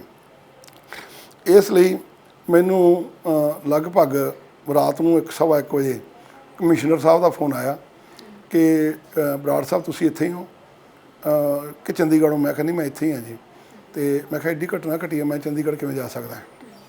ਤੇ ਉਹ ਕਹਿੰਦੇ ਵੀ DC ਸਾਹਿਬ ਮੇਰੇ ਕੋਲ ਆਏ ਆ ਅਤੇ ਕੋਟਕਪੂਰੇ ਵਾਲੇ ਮਸਲੇ ਦੇ ਸੰਬੰਧ 'ਚ ਅਸੀਂ ਤੁਹਾਡੇ ਨਾਲ ਗੱਲ ਕਰਨੀ ਸੀ, ਤੁਹਾਨੂੰ ਮਿਲਣਾ ਸੀਗਾ। ਮੈਂ ਕਿਹਾ ਮੇਰੇ ਮਿਲਣ ਦਾ ਕੀ ਕਾਰਨ ਹੈ? ਉਹ ਕਹਿੰਦੇ ਕਿ ਅਸੀਂ ਕੋਸ਼ਿਸ਼ ਕਰ ਰਹੇ ਹਾਂ, ਮੈਸੇਜ ਵੀ ਪਾਏ ਆ ਅਤੇ ਟੈਲੀਫੋਨ ਵੀ ਕੀਤੇ ਆ ਵੀ ਕਿਸੇ ਨਾ ਕਿਸੇ ਤਰੀਕੇ ਨਾਲ ਮੁੱਖ ਮੰਤਰੀ ਸਾਹਿਬ ਜੀ ਦੇ, ਕਿਉਂਕਿ ਸੈਂਸਿਟਿਵ ਇਸ਼ੂ ਹੈ, ਅਤੇ ਮੁੱਖ ਮੰਤਰੀ ਸਾਹਿਬ ਜੀ ਦੇ ਧਿਆਨ ਦੇ ਵਿੱਚ ਅਸੀਂ ਲਿਆ ਦਈਏ। ਅਤੇ ਸਾਡੀ ਗੱਲ ਨਹੀਂ ਹੋ ਰਹੀ। ਅਸੀਂ ਚੀਫ ਸੈਕਟਰੀ ਸਾਹਿਬ ਨੂੰ ਮੈਸੇਜ ਵੀ ਪਾਏ ਆ, ਉਹਨਾਂ ਨੂੰ ਵੀ ਆਪਣਾ ਕੀ ਨਾਲ ਲੈਂਦੇ ਆ ਫੋਨ ਵੀ ਕੀਤੇ ਆ, ਉਹਨਾਂ ਨੇ ਅਟੈਂਡ ਨਹੀਂ ਕੀਤਾ, ਦੇਰ ਰਾਤ ਹੋ ਗਈ ਹੈ। ਅਸੀਂ ਪ੍ਰਿੰਸੀਪਲ ਸੈਕਟਰੀ ਜਿਹੜੇ CM ਸਾਹਿਬ ਦੇ ਆ ਉਹਨਾਂ ਨੂੰ ਵੀ ਮੈਸੇਜ ਪਾਏ ਆ ਅਤੇ ਉਹਨਾਂ ਨੂੰ ਵੀ ਫੋਨ ਕੀਤੇ ਆ, ਗੱਲ ਨਹੀਂ ਹੋ ਰਹੀ। ਅਤੇ ਅਸੀਂ ਤੁਹਾਡੇ ਨਾਲ ਤੁਹਾਡੇ ਕੋਲੇ, ਕਿਉਂਕਿ ਪ੍ਰਾਈਵੇਟ ਬੰਦੇ ਵੀ CM ਸਾਹਿਬ ਦੇ ਨਾਲ ਚੱਲਦੇ ਹੁੰਦੇ, ਜਿਹੜੇ ਜਦੋਂ ਪਾਵਰ 'ਚ ਨਹੀਂ ਹੁੰਦੇ ਸਾਡੇ ਕੋਲੇ ਆਪਦੇ ਪ੍ਰਾਈਵੇਟ ਬੰਦੇ ਹੁੰਦੇ ਆ, ਅਤੇ ਉਹ ਜਦੋਂ ਸਰਕਾਰ ਹੁੰਦੀ ਅਸੀਂ OSD ਦੇ ਤੌਰ ਦੇ ਉੱਤੇ ਉਹਨਾਂ ਨੂੰ ਰੱਖ ਲੈਂਦੇ ਨਾਲ ਆਪਦੇ, ਅਤੇ ਉਹ ਉਹਨਾਂ ਦੇ ਰਾਹੀਂ ਇਹ ਕੋਈ ਸਾਡੀ ਗੱਲ ਕਰਾ ਦਿਓ ਅਤੇ ਅਸੀਂ ਤੁਹਾਡੇ ਕੋਲੇ ਆਉਣਾ ਚਾਹੁੰਦੇ ਹਾਂ। ਮੈਂ ਕਿਹਾ ਨਹੀਂ ਕੋਈ ਗੱਲ ਨਹੀਂ ਜੀ, ਤੁਸੀਂ ਰਹਿਣ ਦਿਓ, ਕਿੱਥੇ ਬੈਠੇ ਹੋ? ਕਮਿਸ਼ਨਰ ਸਾਹਿਬ ਕਹਿੰਦੇ ਮੈਂ ਆਪਦੇ ਘਰੇ ਬੈਠਾ, DC ਸਾਹਿਬ ਮੇਰੇ ਕੋਲੇ ਬੈਠੇ ਆ। ਮੈਂ ਕਿਹਾ ਮੈਂ ਹੀ ਆ ਜਾਣਾ ਇੱਥੇ ਤੁਹਾਡੇ ਕੋਲੇ। ਮੈਂ ਉੱਥੇ ਚਲਾ ਗਿਆ ਜੀ, ਜਾ ਕੇ ਫਿਰ ਆਹ ਗੱਲ ਤਾਂ ਉਹਨਾਂ ਨੇ ਮੈਨੂੰ ਦੱਸ ਹੀ ਦਿੱਤੀ ਸੀਗੀ, ਅਤੇ ਅਸੀਂ ਕੋਸ਼ਿਸ਼ ਕੀਤੀ। ਮੈਂ ਮੁੱਖ ਮੰਤਰੀ ਸਾਹਿਬ ਦੇ 2 SD ਹੈ, ਗੁਰਚਰਨ ਅਤੇ ਬਲਕਰਨ, ਉਹਨਾਂ ਨਾਲ ਫੋਨ ਲਾਉਣ ਦੀ ਕੋਸ਼ਿਸ਼ ਕੀਤੀ। ਇੱਕ ਦਾ ਤਾਂ ਨੋ ਰਿਪਲਾਈ ਆ ਰਿਹਾ ਸੀਗਾ ਅਤੇ ਇੱਕ ਦਾ ਸਵਿਚ ਆਫ ਆ ਰਿਹਾ ਸੀਗਾ। ਔਰ ਮੁੜ ਕੇ ਮੇਰੀ ਬਰਾੜ ਸਾਹਿਬ ਨਾਲ ਗੱਲ ਹੋਈ, ਗਗਨ ਜੀ ਨਾਲ, ਅਤੇ ਉਹਨਾਂ ਨੇ ਫਿਰ ਮੇਰੀ 15 ਮਿੰਟਾਂ ਬਾਅਦ ਮੇਰੇ ਫੋਨ 'ਤੇ ਮੁੱਖ ਮੰਤਰੀ ਸਾਹਿਬ ਦੀ ਗੱਲ ਕਰਾਈ। ਮੁੱਖ ਮੰਤਰੀ ਸਾਹਿਬ ਨੇ ਮੈਨੂੰ ਪੁੱਛਿਆ ਕਿ ਕਾਕਾ ਕੀ ਗੱਲ ਹੈ? ਮੈਂ ਕਿਹਾ ਜੀ ਮੈਨੂੰ ਬਹੁਤਾ ਡਿਟੇਲ 'ਚ ਨਹੀਂ ਪਤਾ ਗਾ, ਇਹ DC ਸਾਹਿਬ ਨੂੰ ਪਤਾ ਡਿਟੇਲ ਦੇ ਵਿੱਚ ਮੇਰੇ ਕੋਲੇ ਬੈਠੇ ਆ, ਅਤੇ ਜਾਂ ਕਮਿਸ਼ਨਰ ਸਾਹਿਬ ਨੂੰ ਪਤਾ ਹੈ। ਉਹ ਕਹਿੰਦੇ ਫਿਰ ਮੇਰੀ DC ਸਾਹਿਬ ਨਾਲ ਗੱਲ ਕਰਾ ਦਿਓ। ਮੈਂ ਫੋਨ ਫਿਰ DC ਸਾਹਿਬ ਨੂੰ ਦਿੱਤਾ। ਫਿਰ DC ਸਾਹਿਬ ਨੇ ਉਹਨਾਂ ਨਾਲ ਗੱਲ ਕੀਤੀ ਅਤੇ ਉਹਨਾਂ ਨੂੰ ਦੱਸਿਆ ਕਿ ਐਂ ਕਰਕੇ ਜਿਹੜੀ ਮੈਂ ਤੁਹਾਨੂੰ ਪਹਿਲਾਂ ਦੱਸ ਕੇ ਹਟਿਆ ਕਿ 90% ਬੰਦੇ ਤਿਆਰ ਹੈ, ਕੁਛ ਸ਼ਰਾਰਤੀ ਅਨਸਰ ਹੈਗੇ ਆ, ਅਤੇ ਪੁਲਿਸ ਬਲ ਦੀ ਵਰਤੋਂ ਕਰਨਾ ਚਾਹੁੰਦੀ ਹੈ। ਅਤੇ ਉਹ ਫਿਰ DC ਸਾਹਿਬ ਨੂੰ, ਜੋ ਸਾਨੂੰ ਬਾਅਦ 'ਚ DC ਸਾਹਿਬ ਨੇ ਦੱਸਿਆ ਕਿ CM ਸਾਹਿਬ ਨੇ ਆਖਿਆ ਕਿ ਆਪਾਂ ਪੁਲਿਸ ਬਲ ਦਾ ਪ੍ਰਯੋਗ ਨਹੀਂ ਕਰਨਾ, ਆਪਾਂ ਇਹਨਾਂ ਨੂੰ ਪੀਸਫੁਲ ਮੈਨਰ ਨਾਲ ਹੀ ਆਪਾਂ ਗੱਲਬਾਤ ਕਰਨੀ ਹੈ, ਚਾਹੇ 1-2 ਦਿਨ ਲੱਗ ਜਾਣ, ਕੋਈ ਗੱਲ ਨਹੀਂ। ਪਰ ਚਲੋ ਉਹ ਇਹਦੇ ਤੋਂ ਬਾਅਦ ਮੈਂ ਆਪਦੇ ਘਰੇ ਆ ਗਿਆ ਅਤੇ DC ਸਾਹਿਬ ਅਤੇ ਕਮਿਸ਼ਨਰ ਸਾਹਿਬ ਕੋਟਕਪੂਰੇ ਚਲੇ ਗਏ। ਮੇਰਾ ਘਰ ਰਸਤੇ 'ਚ ਪੈਂਦਾ ਹੈ, ਫਰੀਦਕੋਟ ਅਤੇ ਕੋਟਕਪੂਰੇ ਦੇ ਵਿੱਚ। ਕੋਟਕਪੂਰੇ ਤੋਂ 5 ਕਿਲੋਮੀਟਰ ਫਰੀਦਕੋਟ ਵਾਲੀ ਸਾਈਡ ਦੇ ਉੱਤੇ ਹੈਗਾ, ਮੇਨ ਰੋਡ ਦੇ ਉੱਤੇ। ਅਤੇ ਉਹ ਉੱਥੇ ਚਲੇ ਗਏ। ਉਸ ਤੋਂ ਬਾਅਦ ਆਪਣਾ ਮੈਨੂੰ DGP ਸਾਹਿਬ ਦਾ ਹੀ ਫੋਨ ਆਇਆ ਕਿ 6 ਵਜੇ ਕਿ ਅਮਨ ਸ਼ਾਂਤੀ ਨਾਲ, ਕਿਉਂਕਿ ਪਹਿਲਾਂ ਵੀ ਉਹਨਾਂ ਦਾ ਫੋਨ ਆਇਆ ਸੀਗਾ ਵੀ CM ਸਾਹਿਬ ਦਾ ਫੋਨ ਆਇਆ, ਮੈਨੂੰ ਕਹਿੰਦੇ ਤੁਸੀਂ ਬੇਫਿਕਰ ਹੋ ਬਰਾੜ ਸਾਹਿਬ, ਅਸੀਂ ਕੋਈ ਵੀ ਇਹੋ ਜਿਹੀ ਗੱਲ ਨਹੀਂ ਕਰਦੇਗੇ, ਤੁਸੀਂ ਚਿੰਤਾ ਨਾ ਕਰੋ ਕਿ ਜਿਹਦੀ ਕੋਈ ਮੰਦਭਾਗੀ ਮਤਲਬ ਹੋਵੇ। ਅਤੇ ਮੈਂ ਕਿਹਾ ਚਲੋ ਠੀਕ ਹੈ ਜੀ। ਫਿਰ 6 ਵਜੇ ਮੈਨੂੰ ਉਹਨਾਂ ਦਾ ਫੋਨ ਆਇਆ ਕਿ DGP ਸਾਹਿਬ ਸੈਣੀ ਸਾਹਿਬ ਦਾ ਕਿ ਸਾਰਾ ਅਮਨ ਸ਼ਾਂਤੀ ਨਾਲ ਸਾਰਾ ਕੁਝ ਹੋ ਗਿਆ। ਅਤੇ ਉਸ ਤੋਂ ਬਾਅਦ ਫਿਰ ਮੁੰਡਾ ਮੇਰਾ ਸਵੇਰੇ ਅਖਬਾਰ ਲੈਣ ਵਾਸਤੇ ਅਰਲੀ ਜਾਂਦਾ ਹੈ, ਉੱਦਾਂ ਮੈਂ ਉੱਥੇ ਕਿਉਂਕਿ ਚੌਂਕ ਦੇ ਵਿੱਚ ਹੀ ਅਖਬਾਰ ਵਿਕਦੇ ਆ, ਅਤੇ ਮੈਂ ਭੇਜਿਆ ਨਹੀਂ ਸੀਗਾ। ਮੈਂ ਕਿਹਾ ਯਾਰ ਚਲੋ ਅਮਨ ਸ਼ਾਂਤੀ ਨਾਲ ਨਿਬੜ ਗਿਆ, ਪੇਪਰ ਆ ਗਏ ਹੋਣੇ ਅਤੇ ਤੁਸੀਂ ਲੈ ਆਓ ਜਾ ਕੇ। ਅਤੇ ਉਹ ਜਦੋਂ ਪੇਪਰ ਲੈਣ ਗਏ ਅਤੇ ਉੱਥੇ ਉਹਨਾਂ ਨੇ ਵੇਖਿਆ ਕਿ ਉੱਥੇ ਮਤਲਬ ਫਾਇਰ ਚੱਲ ਰਹੇ ਸੀ। 6:45 ਵਜੇ ਦੀ ਘਟਨਾ ਸੀਗੀ। ਉਹ ਬਾਅਦ 'ਚ ਪਤਾ ਲੱਗਾ ਕਿ ਬਾਕੀ ਤਾਂ ਸੰਗਤ ਸਾਰੀ ਚਲੀ ਗਈ ਸੀ, ਕੁਛ ਬੰਦੇ ਰਹਿ ਗਏ ਸੀਗੇ ਜਿਨ੍ਹਾਂ ਨੇ ਮਤਲਬ ਪੁਲਿਸ ਨਾਲ ਝਗੜਾ ਕੀਤਾ, ਥਾਣੇ 'ਤੇ ਵੀ ਹਮਲਾ ਕੀਤਾ। ਹੁਕਮ ਕਿਸ ਦੇ ਵੱਲੋਂ ਦਿੱਤੇ ਗਏ ਗੋਲੀ ਚਲਾਉਣ ਦੇ? ਕਿਉਂਕਿ ਜਦੋਂ ਇਸ ਤਰ੍ਹਾਂ ਦਾ ਇਕੱਠ ਹੋਵੇ, ਲੋਕ ਪ੍ਰੋਟੈਸਟ ਕਰ ਰਹੇ ਹੋਣ, ਕਿਸੇ ਸੀਨੀਅਰ ਅਧਿਕਾਰੀ ਦੇ ਵੱਲੋਂ ਤੇ ਹੁਕਮ ਦਿੱਤਾ ਗਿਆ ਹੋਵੇਗਾ ਨਾ ਕਿ ਗੋਲੀ ਚਲਾਓ ਪ੍ਰੋਬ ਨੂੰ ਭਜਾਉਣ ਦੇ ਲਈ ਜਾਂ ਕਿਸ ਤਰ੍ਹਾਂ ਕਰਨ ਦੇ ਲਈ? ਕਿਵੇਂ ਜੀ? ਜਿਸ ਤਰ੍ਹਾਂ ਗੋਲੀ ਚੱਲੀ ਕੋਟਕਪੂਰਾ ਦੇ ਵਿੱਚ ਸਵੇਰੇ ਅਰਲੀ ਲੋਕਾਂ ਨੂੰ ਖਦੇੜਨ ਦੇ ਲਈ ਚਲਾਈ ਗਈ, ਕਿਸੇ ਵੱਲੋਂ ਹੁਕਮ ਤੇ ਦਿੱਤਾ ਗਿਆ ਹੋਵੇਗਾ? ਨਹੀਂ, ਉਹ ਤਾਂ ਵੇਖੋ ਜੀ, ਇੱਕ ਇਹ ਕਾਨੂੰਨ ਹੀ ਬਣਿਆ ਹੋਇਆ ਸਾਰੇ ਹਿੰਦੁਸਤਾਨ ਦੇ ਵਿੱਚ ਹੀ ਹੈ ਕਿ ਐਗਜ਼ੈਕਟਿਵ ਮੈਜਿਸਟ੍ਰੇਟ ਦੀ ਡਿਊਟੀ ਲਾਈ ਜਾਂਦੀ ਹੈ ਨਾਲ, ਅਤੇ ਐਗਜ਼ੈਕਟਿਵ ਮੈਜਿਸਟ੍ਰੇਟ ਹਾਲਾਤ ਵੇਖਦਾ ਵੀ ਕਿਹੋ ਜਿਹੇ ਹਾਲਾਤ ਹੈ, ਉਹ ਫਿਰ ਉਸੇ ਮੁਤਾਬਕ ਜਿਹੜਾ ਹੈਗਾ ਆਰਡਰ ਕਰਦਾ। ਜਿਵੇਂ ਪਹਿਲਾਂ ਜਿਹੜਾ ਹੈਗਾ ਉਹ ਦੂਜਾ ਵਾਟਰ ਯੂਜ਼ ਕੀਤਾ ਜਾਂਦਾ, ਫਿਰ ਲਾਠੀਚਾਰਜ ਦੀ ਹੁੰਦਾ ਹੈ, ਉਸ ਤੋਂ ਬਾਅਦ ਫਿਰ ਜਿਹੜਾ ਥਰੂ ਗੈਸ ਛੱਡਿਆ ਜਾਂਦਾ, ਅਤੇ ਉਸ ਤੋਂ ਬਾਅਦ ਫਿਰ ਜਿਹੜਾ ਹੈਗਾ ਉਹ ਗੋਲੀ ਸਿੱਧੀ ਨਹੀਂ ਮਾਰੀ ਜਾਂਦੀ, ਹਵਾਈ ਫਾਇਰ ਕੀਤੇ ਜਾਂਦੇ ਆ ਭੀੜ ਨੂੰ ਖਦੇੜਨ ਲਈ। ਕੋਈ ਸਿਸਟਮ ਇਹਨਾਂ ਦਾ ਬਣਿਆ ਹੋਇਆ, ਸਾਰੇ ਹਿੰਦੁਸਤਾਨ ਦੇ ਵਿੱਚ ਹੀ ਇਹ ਸਿਸਟਮ ਹੈਗਾ। ਅਤੇ ਉਸੇ ਸਿਸਟਮ 'ਚੋਂ SDM ਸਾਹਿਬ ਦੇ ਆਰਡਰ ਸੀਗੇ ਜੀ। ਉਹਨਾਂ ਨੇ ਕੋਈ ਇਹ ਨਹੀਂ ਸੀ ਆਖਿਆ ਕਿ ਸਿੱਧੀ ਗੋਲੀ ਚਲਾਓ, ਉਹਨਾਂ ਨੇ ਆਖਿਆ ਪੁਲਿਸ ਨੂੰ ਖਦੇੜਨ ਲਈ ਹਵਾਈ ਫਾਇਰ ਕਰਨੇ ਜਿਹੜੇ, ਜਿਹਨੂੰ ਕੋਈ ਰਬੜ ਦੀਆਂ ਗੋਲੀਆਂ ਵੀ ਕਹਿ ਦਿੰਦੇ ਆ, ਤੇ ਹੁਣ ਮੈਨੂੰ ਬਾਹਲਾ ਟੈਕਨੀਕਲ ਇਹਨਾਂ ਗੱਲਾਂ ਬਾਰੇ ਪਤਾ ਨਹੀਂਗਾ ਤੇ ਇਹ ਐਸਟੀਐਮ ਸਾਹਿਬ ਦੇ ਆਰਡਰ ਸੀਗੇ। ਤੁਸੀਂ ਕਹਿ ਰਹੇ ਹੋ ਕਿ ਐਸਡੀਐਮ ਸਾਹਿਬ ਦੇ ਜਿਹੜੇ ਆਰਡਰ ਨੇ ਉਹਨਾਂ ਦੇ ਵੱਲੋਂ ਦਿੱਤੇ ਗਏ। ਨਵੀਂ ਸਿੱਟ ਬਣਾਈ ਗਈ ਸੀ ਕੋਟਕਪੂਰਾ ਗੋਲੀकांड ਦੀ ਜਾਂਚ ਦੇ ਲਈ, ਉਹਨਾਂ ਦੇ ਵੱਲੋਂ ਤੁਹਾਨੂੰ ਵੀ ਫਰਕ ਨਹੀਂ ਕੀਤਾ ਗਿਆ। ਤੁਸੀਂ ਜਨਤਾ ਨੂੰ ਕਿਵੇਂ ਯਕੀਨ ਦਿਵਾਓਗੇ ਕਿ ਤੁਸੀਂ ਬੇਗੁਨਾਹ ਹੋ ਇਸ ਸਭ ਦੇ? ਮੇਰੀ ਦੇਖੋ ਜਿਹੜੀ ਸਿੱਟ ਬਣਾਈ ਗਈ ਉਹਦੇ ਵਿੱਚ ਜਿੱਥੇ ਗੋਲੀ ਚੱਲੀ ਉੱਥੇ ਏਡੀਜੀਪੀ ਰੋਹਿਤ ਚੌਧਰੀ ਹਾਜ਼ਰ ਸੀ, ਉੱਥੇ ਆਈਜੀ ਉਮਰਾਨ ਨੰਗਲ ਹਾਜ਼ਰ ਸੀ, ਉੱਥੇ ਆਈਜੀ ਜੈਨ ਹਾਜ਼ਰ ਸੀ, ਉੱਥੇ ਡੀਆਈਜੀ ਖਟੜਾ ਹਾਜ਼ਰ ਸੀ, ਉੱਥੇ ਡੀਆਈਜੀ ਚਹਿਲ ਹਾਜ਼ਰ ਸੀ, ਉੱਥੇ ਫਰੀਦਕੋਟ ਦੇ ਐਸਐਸਪੀ, ਉੱਥੇ ਮੋਗੇ ਦੇ ਐਸਐਸਪੀ, ਉੱਥੇ ਆਪਣਾ ਮੁਕਤਸਰ ਦੇ ਐਸਐਸਪੀ, ਫਿਰੋਜ਼ਪੁਰ, ਫਾਜ਼ਿਲਕਾ, ਜੋ ਵੀ ਸਾਡੀ ਡਿਵੀਜ਼ਨ ਹੈਗੀ ਆ, ਮਾਨਸਾ, ਬਠਿੰਡਾ, ਇਹ 6 ਜ਼ਿਲ੍ਹਿਆਂ ਦੇ ਐਸਐਸਪੀ ਉੱਥੇ ਸੀਗੇ। ਨਾਲ ਜਿਹੜਾ ਪੁਲਿਸ ਪ੍ਰਸ਼ਾਸਨ ਹੈ, ਮਤਲਬ ਜਿਵੇਂ ਆਪਾਂ ਡੀਸੀ ਸਾਹਿਬ ਜਾਂ ਐਸਡੀਐਮ ਸਾਹਿਬ ਜਾਂ ਕਮਿਸ਼ਨਰ ਸਾਹਿਬ, ਤੇ ਉਹ ਮੈਂ ਤਾਂ ਆਪਦੇ ਘਰੇ ਸੀ। ਸਿਰਫ ਨਾਂ ਪਰਚੇ 'ਚ ਪਾਇਆ ਗਿਆ ਉਮਰਾਨ ਨੰਗਲ ਦਾ, ਇੱਕ ਡੀਐਸਪੀ ਦਾ ਤੇ ਇੱਕ ਐਸਐਚਓ ਦਾ। ਤੇ ਐਸਐਚਓ ਸੀ ਜਿਹੜਾ ਐਸਐਚਓ ਦਾ ਜਦੋਂ ਇਹ ਵੀ ਘਟਨਾ ਹੋਵੇ, ਐਸਐਚਓ ਕੋਲ ਤਾਂ ਟਾਈਮ ਹੀ ਨਹੀਂ ਹੁੰਦਾ ਗਾ ਇੰਨਾ। ਉਹਦਾ ਅਫਸਰ ਇੰਨੇ ਆਏ ਹੁੰਦੇ ਆ, ਕੋਈ ਚਾਹ ਮੰਗਦਾ, ਕੋਈ ਪਾਣੀ ਮੰਗਦਾ, ਕੋਈ ਕਾਗਜ਼ ਲਿਆ ਦਿਓ, ਆਹ ਮੰਗਾ ਦਿਓ, ਐਸਐਚਓ ਉਧਰਲੇ ਪਾਸੇ ਰਹਿ ਜਾਂਦਾ। ਤੇ ਮੈਂ ਤਾਂ ਆਪਦੇ ਘਰੇ ਸੀਗਾ। ਇਹ ਤਾਂ ਪੋਲੀਟੀਕਲ ਆਪਣਾ ਵੰਡੇਟਾ ਕਹਿ ਸਕਦੇ ਹਾਂ। ਮੇਰਾ ਜਿਹੜਾ ਨਾਂ ਪਾਇਆ ਗਿਆ, ਮੇਰਾ ਕੀ ਰੋਲ ਆ ਉੱਥੇ? ਜਦੋਂ ਐਡੇ ਵੱਡੇ ਅਫਸਰ ਜਿਹੜੇ ਉਹਨਾਂ 'ਚ ਚੁਣ ਕੇ ਅਫਸਰ ਪਾਏ ਇਹਨਾਂ ਨੇ, ਬਾਕੀ ਅਫਸਰ ਛੱਡਤੇ ਜਿਹੜੇ ਮੌਕੇ 'ਤੇ ਹਾਜ਼ਰ ਸੀ, ਉਹਨਾਂ ਦੀਆਂ ਤਸਵੀਰਾਂ ਵੀ ਜਾਰੀ ਹੋ ਚੁੱਕੀਆਂ ਸਾਰਿਆਂ ਦੀਆਂ। ਇਹ ਸਭ ਪ੍ਰੀ ਪਲਾਨ ਸੀਗਾ ਜੀ, ਪ੍ਰੋਗਰਾਮ ਜਿਹੜਾ ਹੈਗਾ ਉਹਨਾਂ ਦਾ ਮਿਥ ਕੇ ਸੀਗਾ ਉਹਨਾਂ ਨੇ, ਕਿਉਂਕਿ ਉਹਨਾਂ ਦਾ ਪ੍ਰੈਸ਼ਰ ਸੀਗਾ ਕਿ ਕਿਸੇ ਤਰੀਕੇ ਨਾਲ ਤੁਸੀਂ ਆਖੋ ਵੀ ਪ੍ਰਕਾਸ਼ ਸਿੰਘ ਬਾਦਲ ਜੀ ਨੇ ਆਹ ਗੱਲ ਆਖੀ ਹੈ। ਜੇ ਮੈਨੂੰ ਪ੍ਰਕਾਸ਼ ਸਿੰਘ ਬਾਦਲ ਜੀ ਨੇ ਇਹੋ ਜਿਹੀ ਕੋਈ ਗੱਲ ਆਖੀ ਹੁੰਦੀ ਤਾਂ ਗੁਰੂ ਗ੍ਰੰਥ ਸਾਹਿਬ ਨਾਲੋਂ ਤਾਂ ਵੱਡਾ ਸਾਨੂੰ ਕੋਈ ਵੀ ਨਹੀਂ ਗਾ। ਅਸੀਂ ਉਹਦੇ ਕਹਿੰਦੇ ਇਹ ਗਲਤ ਗੱਲ ਹੈ ਜੀ। ਤੇ ਇਸ ਕਰਕੇ ਜਿਹੜਾ ਹੈ ਕਿ ਵੀ ਮੈਂ ਨਾਂ ਨਹੀਂ ਲਿਆ। ਜੇ ਉਹਨਾਂ ਨੇ ਕਿਹਾ ਹੁੰਦਾ ਤਾਂ ਫਿਰ ਮੈਨੂੰ ਕੀ ਸੰਕੋਚ ਸੀਗਾ? ਗੁਰੂ ਨਾਲੋਂ ਕੌਣ ਚੰਗਾ ਹੈਗਾ?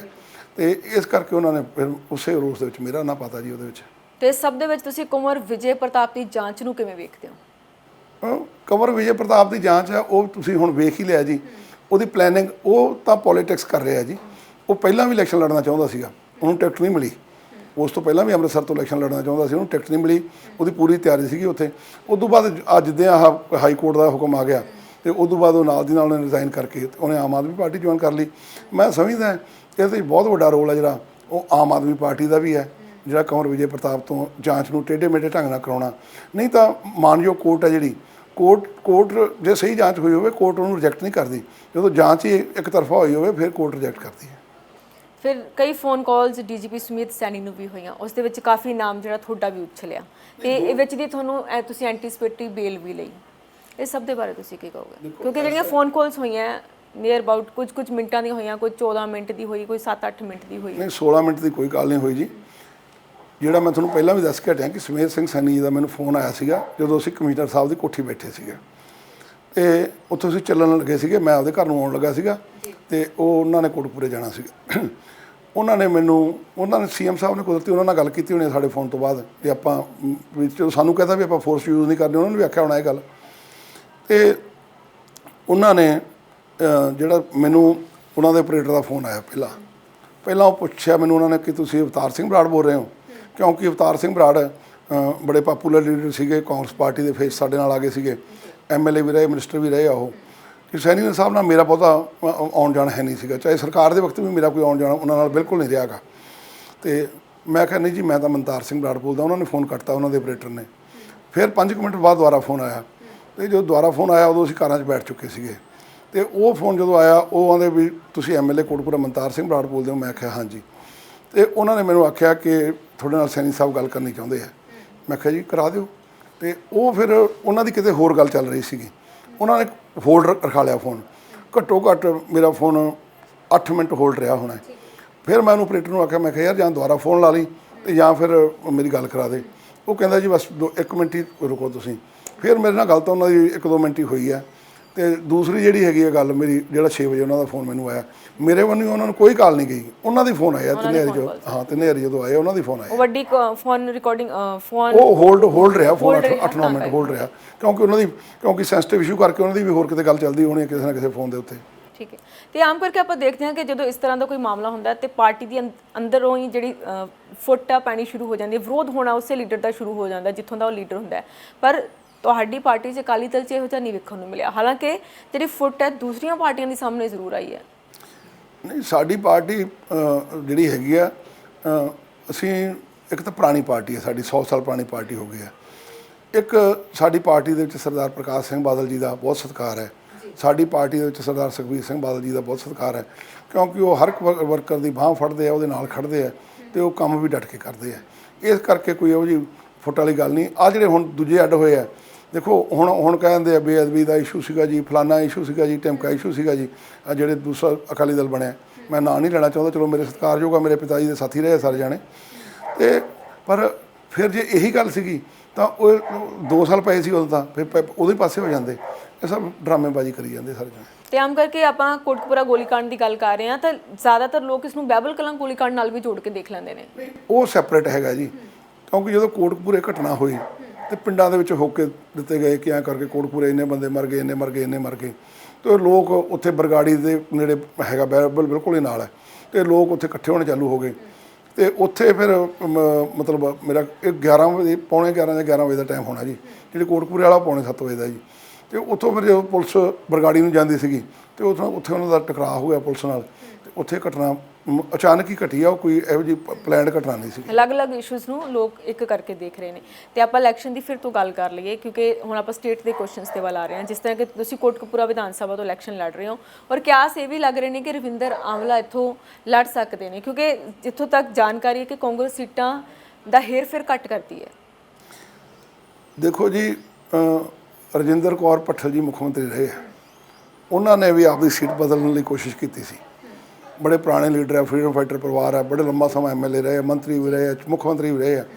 ਸੀਟ ਉਹਨਾਂ ਦੀ ਨਹੀਂ ਬਦਲੀ ਗਈ, ਘੱਟ ਸੀਟਾਂ ਬਦਲੀਆਂ ਜਾਂਦੀਆਂ। ਪਰ ਜੋ ਬਦਲੀ ਵੀ ਜਾਵੇ, ਆਪਾਂ ਸਾਨੂੰ ਤਾਂ ਕੋਈ ਫਰਕ ਨਹੀਂ ਪੈਂਦਾ, ਚਾਹੇ ਇੱਥੋਂ ਕੈਪਟਨ ਅਮਰਿੰਦਰ ਸਿੰਘ ਆਪ ਆ ਜਾਣ, ਚਾਹੇ ਨਵਜੋਤ ਸਿੰਘ ਸਿੱਧੂ ਆ ਜਾਣ, ਤੇ ਚਾਹੇ ਆਂਵਲਾ ਆ ਜਾਏ, ਤੇ ਚਾਹੇ ABCD ਕੋਈ ਮਰਜ਼ੀ ਆ ਜਾਏ, ਸਾਡੀ ਸਿਹਤ 'ਤੇ ਕੋਈ ਅਸਰ ਨਹੀਂ ਇਸ ਗੱਲ। ਮਤਲਬ ਜਿਸ ਤਰ੍ਹਾਂ ਅਕਾਲੀ ਦਲ ਹੁਣ ਕਈ ਵੱਡੇ ਵਾਅਦੇ ਕਰ ਰਿਹਾ, 10-10 ਲੱਖ ਦਾ ਬੀਮਾ ਕਾਰਡਸ ਦੀ ਗੱਲ ਕਰ ਰਿਹਾ, ਸਟੂਡੈਂਟਸ ਨੂੰ ਖਾਸੇ ਜਿਹੜੇ ਪੈਸੇ ਦੇਣ ਦੀ ਗੱਲ ਕਰ ਰਿਹਾ, ਉਸ ਤੋਂ ਇਲਾਵਾ ਬਿਜਲੀ ਦੀ ਗੱਲ ਕਰ ਰਿਹਾ ਕਿ ਇੰਨੇ ਯੂਨਿਟਸ ਅਸੀਂ ਫ੍ਰੀ ਦੇਵਾਂਗੇ। ਇਹਨਾਂ ਕੁਝ ਅਕਾਲੀ ਦਲ ਮੈਨੇਜ ਕਿਵੇਂ ਕਰੇਗਾ, ਕਿਉਂਕਿ ਕਾਂਗਰਸ ਤਾਂ ਕਹਿ ਰਹੀ ਹੈ ਕਿ ਸਾਡੇ ਵੱਲ ਤਾਂ ਖਜ਼ਾਨਾ ਜਿਹੜਾ ਬਿਲਕੁਲ ਇਸ ਵੇਲੇ ਖਾਲੀ ਹੈ। ਦੇਖੋ ਜੀ, ਗੱਲ ਇਹ ਹੈ ਕਿ ਜਦੋਂ 97 ਦੇ ਵਿੱਚ ਸਰਕਾਰ ਬਣੀ ਹੈ, ਮੈਂ ਚਾਹੇ ਉਦੋਂ ਇੰਡੀਪੈਂਡੈਂਟ ਜਿੱਤਿਆ ਸੀਗਾ, ਲੇਕਿਨ ਇੰਡੀਪੈਂਡੈਂਟ ਦਾ ਬਿਲਕੁਲ ਮੌਕੇ 'ਤੇ ਬਣਿਆ ਮੌਕਾ ਇਲੈਕਸ਼ਨ ਵੇਲੇ। ਉਦੋਂ ਪਹਿਲਾਂ ਮੈਂ ਅਕਾਲੀ ਦਲ ਦਾ ਜ਼ਿਲ੍ਹਾ ਪ੍ਰੀਸ਼ਦ ਦਾ ਮੈਂਬਰ ਵੀ ਸੀਗਾ, ਜਨਰਲ ਸੈਕਟਰੀ ਵੀ ਸੀਗਾ ਫਰੀਦਕੋਟ ਜ਼ਿਲ੍ਹੇ ਦਾ। ਮੈਂ 88 'ਚ ਬਣਿਆ ਸੀ ਜਨਰਲ ਸੈਕਟਰੀ ਫਰੀਦਕੋਟ ਜ਼ਿਲ੍ਹੇ ਦਾ। ਤੇ ਸਾਡੀ ਇੱਕ ਬੜੀ ਵੱਡੀ ਇਲੈਕਸ਼ਨ ਤੋਂ 4 ਮਹੀਨੇ ਪਹਿਲਾਂ ਇੱਕ ਬੜੀ ਵੱਡੀ ਅਸੀਂ ਇਕੱਠ ਕੀਤਾ ਮੋਗੇ ਸਾਰੇ ਪੰਜਾਬ ਦਾ, ਤੇ ਉੱਥੇ ਅਸੀਂ ਫੈਸਲਾ ਕੀਤਾ, ਆਪਦਾ ਮੈਨੀਫੈਸਟੋ ਜਾਰੀ ਕੀਤਾ ਕਿ ਜੇਕਰ ਸਾਡੀ ਸਰਕਾਰ ਬਣੀ ਤਾਂ ਅਸੀਂ ਸਭ ਤੋਂ ਪਹਿਲਾਂ ਕਿਸਾਨਾਂ ਦੇ ਮੋਟਰਾਂ ਦੇ ਬਿੱਲ ਮਾਫ ਕਰਾਂਗੇ, ਫਿਰ ਮਾਮਲਾ ਮਾਫ ਕਰਾਂਗੇ, ਫਿਰ ਅਸੀਂ ਫੈਸਲਾ ਕੀਤਾ ਕਿ ਦਲਿਤਾਂ ਨੂੰ ਅਸੀਂ 100 ਯੂਨਿਟ ਬਿਜਲੀ ਦੇ ਮਾਫ ਕਰਾਂਗੇ, ਫਿਰ ਅਸੀਂ ਫੈਸਲਾ ਕੀਤਾ ਕਿ 5100 ਰੁਪਏ ਦੀ ਸ਼ਗਨ ਸਕੀਮ ਹੈ ਜਿਹੜੀ ਉਹ ਅਸੀਂ ਦੇਵਾਂਗੇ, ਫਿਰ ਅਸੀਂ ਫੈਸਲਾ ਕੀਤਾ ਕਿ ਬਜ਼ੁਰਗਾਂ ਲਈ 250 ਰੁਪਏ ਜਿਹੜਾ ਹੈਗਾ ਪੈਨਸ਼ਨ ਦੇਵਾਂਗੇ। ਇਹ ਸਾਰੀਆਂ ਅਸੀਂ ਬਣਦੇ ਸਾਰ 6 ਮਹੀਨਿਆਂ ਦੇ ਅੰਦਰ ਅੰਦਰ ਸਾਰੀਆਂ ਸਹੂਲਤਾਂ ਦੇਣੀਆਂ ਚਾਲੂ ਕਰਤੀਆਂ ਸੀ, ਸਾਨੂੰ ਕੋਈ ਸਮੱਸਿਆ ਨਹੀਂ ਆਈਗੀ। ਉਦੋਂ ਬਾਅਦ ਫਿਰ 2007 ਸਾਡੀ ਸਰਕਾਰ ਬਣੀ, ਅਸੀਂ ਭਾਵੇਂ ਹਾਰ ਗਏ ਤੇ 2012 'ਚ ਮੈਂ ਜਿੱਤਿਆ ਤੇ 10 ਸਾਲ ਸਾਡੀ ਸਰਕਾਰ ਰਹੀ। ਅਸੀਂ ਫਿਰ ਆਟਾ ਦਾਲ ਵੀ ਜੋੜੀ ਨਾਲ, ਫਿਰ ਬਿਜਲੀ ਦੇ ਵੀ 200 ਯੂਨਿਟ ਅਸੀਂ ਮਾਫ ਕੀਤੇ, ਫਿਰ ਅਸੀਂ ਆਪਣਾ ਪਹਿਲਾਂ ਐਸੀਆਂ ਨੂੰ ਸੀ, ਫਿਰ ਅਸੀਂ BC ਕੈਟੇਗਰੀ ਵਿੱਚ ਲਈ। ਅਸੀਂ ਸਾਰਾ ਕੁਝ ਕਰਦੇ ਰਹੇ ਹਾਂ ਜੀ, ਸ਼ਗਨ ਸਕੀਮ ਵੀ ਵਧਾਈ ਹੈ, ਅਸੀਂ ਸਾਰਾ ਕੁਝ ਪਲਾਨ ਕਰ ਚੁੱਕੇ ਹਾਂ ਜੀ। ਇਹ ਸਿਰਫ ਇਹਨਾਂ ਦੀ ਨੈਗਲੀਜੈਂਸੀ ਹੈ, ਕਿਉਂਕਿ ਜਿਹੜਾ ਪਿੰਡ ਦਾ ਸਰਪੰਚ ਹੈ, ਜੇ ਉਹ ਪਿੰਡ ਦਾ ਸਰਪੰਚ ਬਣ ਕੇ ਸ਼ਹਿਰ 'ਚ ਰਹਿਣ ਲੱਗ ਜੇ, ਉਹ ਫੇਲ ਹੋ ਜਾਂਦਾ ਹੈ। ਜੇ ਪਿੰਡ 'ਚ ਗੇੜਾ ਨਾ ਮਾਰੇ, ਉਹ ਫੇਲ ਹੋ ਜਾਂਦਾ ਹੈ। ਜਿਹੜਾ ਮਿਊਨਿਸਪਲ ਕਮੇਟੀ ਦਾ ਪ੍ਰਧਾਨ ਹੈ, ਜੇ ਉਹ ਆਪਦੇ ਸ਼ਹਿਰ ਦੇ ਵਿੱਚ ਵਾਰਡਾਂ ਦੇ ਵਿੱਚ ਵੱਖ-ਵੱਖ ਜਾ ਕੇ ਨਾ ਵੇਖੇ, ਸਮੱਸਿਆ ਨਾਲ ਲੋਕਾਂ ਦੀਆਂ ਸੁਣੇ, ਉਹ ਫੇਲ ਹੋ ਜਾਂਦਾ ਹੈ। ਹੁਣ ਕੈਪਟਨ ਅਮਰਿੰਦਰ ਸਿੰਘ ਮੁੱਖ ਮੰਤਰੀ ਹੈ, ਉਹਨਾਂ ਨੂੰ ਆਪਾਂ ਪੰਜਾਬ ਦੇ ਸਰਪੰਚ ਵੀ ਕਹਿ ਸਕਦੇ ਹਾਂ, ਪੰਜਾਬ ਦੇ ਮੇਅਰ ਵੀ ਕਹਿ ਸਕਦੇ ਹਾਂ, ਪੰਜਾਬ ਦੇ ਮਿਊਨਿਸਪਲ ਕਮੇਟੀ ਦੇ ਪ੍ਰਧਾਨ ਵੀ ਕਹਿ ਸਕਦੇ ਹਾਂ, ਇੱਕ ਇਕਾਈ ਮੰਨ ਲਈਏ ਆਪਾਂ, ਤੇ ਮੁੱਖ ਮੰਤਰੀ ਤਾਂ ਹੈਗੇ ਆ ਉਹ। ਇਸ ਲਈ ਜਦੋਂ ਉਹ ਬਾਹਰ ਨਿਕਲੇ ਹੀ ਨਹੀਂ ਗਏ, ਤੁਸੀਂ ਦੇਖੋ ਬਾਬਾ ਫਰੀਦ ਦਾ ਮੇਲਾ ਸਾਡੇ ਫਰੀਦਕੋਟ ਹੁੰਦਾ ਹੈ। ਬਾਬਾ ਫਰੀਦ ਦੇ ਮੇਲੇ ਦੇ ਉੱਤੇ, ਹਰੇਕ ਮੇਲੇ ਦੇ ਉੱਤੇ ਸਰਦਾਰ ਪ੍ਰਕਾਸ਼ ਸਿੰਘ ਬਾਦਲ ਤੇ ਸੁਖਬੀਰ ਸਿੰਘ ਬਾਦਲ ਆਉਂਦੇ ਸੀਗੇ, ਤੇ ਉਸ ਤੋਂ ਇਲਾਵਾ ਵੀ ਉਹਨਾਂ ਦੇ 5-5 6-6 ਗੇੜੇ ਸਾਲ ਦੇ ਵਿੱਚ ਸਾਡੇ ਫਰੀਦਕੋਟ ਦੇ ਲੱਗ ਜਾਂਦੇ ਸੀਗੇ, ਸਾਡੇ ਕੋਟਕਪੂਰੇ ਦੇ ਲੱਗ ਜਾਂਦੇ ਸੀ, ਜੇਤੂ ਦੇ ਲੱਗ ਜਾਂਦੇ ਸੀਗੇ, ਛੋਟੇ ਪਰੋਗਰਾਮਾਂ ਦੇ ਉੱਤੇ ਵੀ ਪਿਛਲੇ ਕੁਝ ਸਾਲਾਂ ਤੋਂ ਬਾਬਾ ਫਰੀਦ ਦੇ ਮੇਲੇ ਲਈ ਕੋਈ ਪੈਸਾ ਵੀ ਨਹੀਂ ਭੇਜਿਆ ਗਿਆ ਜੀ। ਔਰ ਕੈਪਟਨ ਅਮਰਿੰਦਰ ਸਿੰਘ ਹੈ, ਮੇਰਾ ਖਿਆਲ ਜਦੋਂ ਬਣੇ ਇੱਕ ਵਾਰੀ ਬਾਬਾ ਫਰੀਦ ਦੇ ਮੇਲੇ 'ਤੇ ਆਏ ਆ, ਉਦੋਂ ਬਾਅਦ ਕੈਪਟਨ ਅਮਰਿੰਦਰ ਸਿੰਘ ਫਰੀਦਕੋਟ ਹੀ ਨਹੀਂ ਆਏ। ਪਟਿਆਲੇ ਦੀ ਵਿਜ਼ਿਟ ਉਹਨਾਂ ਦੀ ਕਢਾ ਕੇ ਵੇਖ ਲਓ, ਉਹਨਾਂ ਦੇ ਹਲਕੇ ਦੀ, ਮੇਰਾ ਖਿਆਲ ਬੜੀ ਮੁਸ਼ਕਿਲ ਨਾਲ 10 ਜਾਂ 15 ਵਿਜ਼ਿਟਾਂ ਹੋਣੀਆਂ ਉਹਨਾਂ ਦੀਆਂ 50 ਸਾਲਾਂ ਦੇ ਵਿੱਚ। ਜੇ ਫਿਰ ਮੁੱਖ ਮੰਤਰੀ ਧਿਆਨ ਨਾ ਦੇਵੇ ਤਾਂ ਫਿਰ ਹੁਣ ਦੇਖੋ ਸਾਨੂੰ ਪੈਸਾ ਕਿੱਥੋਂ ਆਉਣਾ ਹੈ? ਪੈਸਾ ਐਕਸਾਈਜ਼ ਦੇ ਵਿੱਚ ਆਉਣਾ ਹੈ। ਇਹਨਾਂ ਦੇ ਜਿਹੜੇ MLA ਹੈ, ਜਾਂ ਉਹਨਾਂ ਦੀ ਸ਼ਹਿ ਦੇ ਉੱਤੇ ਸ਼ਰਾਬ ਨਕਲੀ ਵਿਕੀ ਜਾਂਦੀ ਹੈ, ਤੇ ਐਕਸਾਈਜ਼ ਦੇ ਵਿੱਚ ਪੈਸੇ ਕਿੱਥੋਂ ਇਕੱਠੇ ਹੋਣਗੇ? ਸਾਡੇ ਵੇਲੇ ਹਜ਼ਾਰ ਕਰੋੜ ਰੁਪਈਆ ਜਿਹੜੀਆਂ ਮਾਈਨਿੰਗ ਹੈਗਾ ਉਹਦਾ ਅਸੀਂ ਜਿਹੜੀ ਫੀਸ ਜਮ੍ਹਾਂ ਕਰਾਉਂਦੇ ਸੀਗੇ, ਤੇ ਇਹਨਾਂ ਦੇ ਵੇਲੇ 33 ਕਰੋੜ 40 ਕਰੋੜ 50 ਕਰੋੜ ਤੋਂ ਵੱਧ ਹੁੰਦੇ ਨਹੀਂ ਗੀ। ਇਹਨਾਂ ਦੇ ਸਾਰੇ ਬੰਦੇ ਮਾਈਨਿੰਗ ਦੇ ਵਿੱਚ ਲੱਗੇ ਹੋਏ, ਸ਼ਰਾਬ ਮਾਫੀਆ ਦੇ ਵਿੱਚ ਲੱਗੇ ਹੋਏ। ਤੇ ਅਕਾਲੀ ਦਲ ਮੈਨੇਜ ਕਰ ਲੇਗਾ ਫਿਰ ਇਹਨਾਂ ਜਿਸ ਤਰ੍ਹਾਂ ਕਿ ਲੋਕਾਂ ਨੂੰ ਬਹੁਤ ਸਾਰੇ ਵਾਅਦੇ ਨੇ, ਜਿਹੜੇ ਵੱਡੇ ਵੱਡੇ ਵਾਅਦੇ ਨੇ। ਦੇਖੋ ਮਿਹਨਤ ਦੀ ਲੋੜ ਹੈ ਜੀ, ਮਿਹਨਤ ਦੀ ਲੋੜ ਹੁੰਦੀ ਹੈ। ਤੇ ਸਾਡੇ ਐਕਚੁਅਲੀ ਸਰਦਾਰ ਸੁਖਬੀਰ ਸਿੰਘ ਬਾਦਲ, ਪੈਸਾ ਕਿੱਥੋਂ ਆਊਗਾ ਇਹਨਾਂ, ਕਿਸ ਤਰ੍ਹਾਂ ਦੇ ਸੋਰਸਸ ਲੈਣਗੇ? ਸਰਦਾਰ ਸੁਖਬੀਰ ਸਿੰਘ ਬਾਦਲ ਜਿਹੜੇ ਉਹਨਾਂ ਨੇ MBA ਕੀਤੀ ਹੋਈ ਹੈ, MA ਇਕਨੋਮਿਕਸ ਕੀਤੀ ਹੋਈ ਹੈ, ਅਮਰੀਕਾ ਦੇ ਪੜ੍ਹੇ ਹੋਏ ਆ। ਉਹ ਸਾਡੀ ਜਿਹੜੀ ਟੀਮ ਆ ਉਹਨਾਂ ਦੇ ਨਾਲ ਜਿਹੜੀ ਲੱਗੀ ਹੋਈ ਹੈ, ਉਹ ਜਿਹੜੇ ਫਾਈਨੈਂਸਰ ਜਿਨ੍ਹਾਂ ਨੇ ਕਿਵੇਂ ਕ੍ਰੀਏਟ ਹੋਣਾ, ਉਹ ਸਾਰੇ ਹੀ ਲਗਭਗ MBA ਵਾਲੇ ਜਿਹੜੀ ਟੀਮ ਉਹਨਾਂ ਦੇ ਨਾਲ ਲੱਗੀ ਹੋਈ ਆ।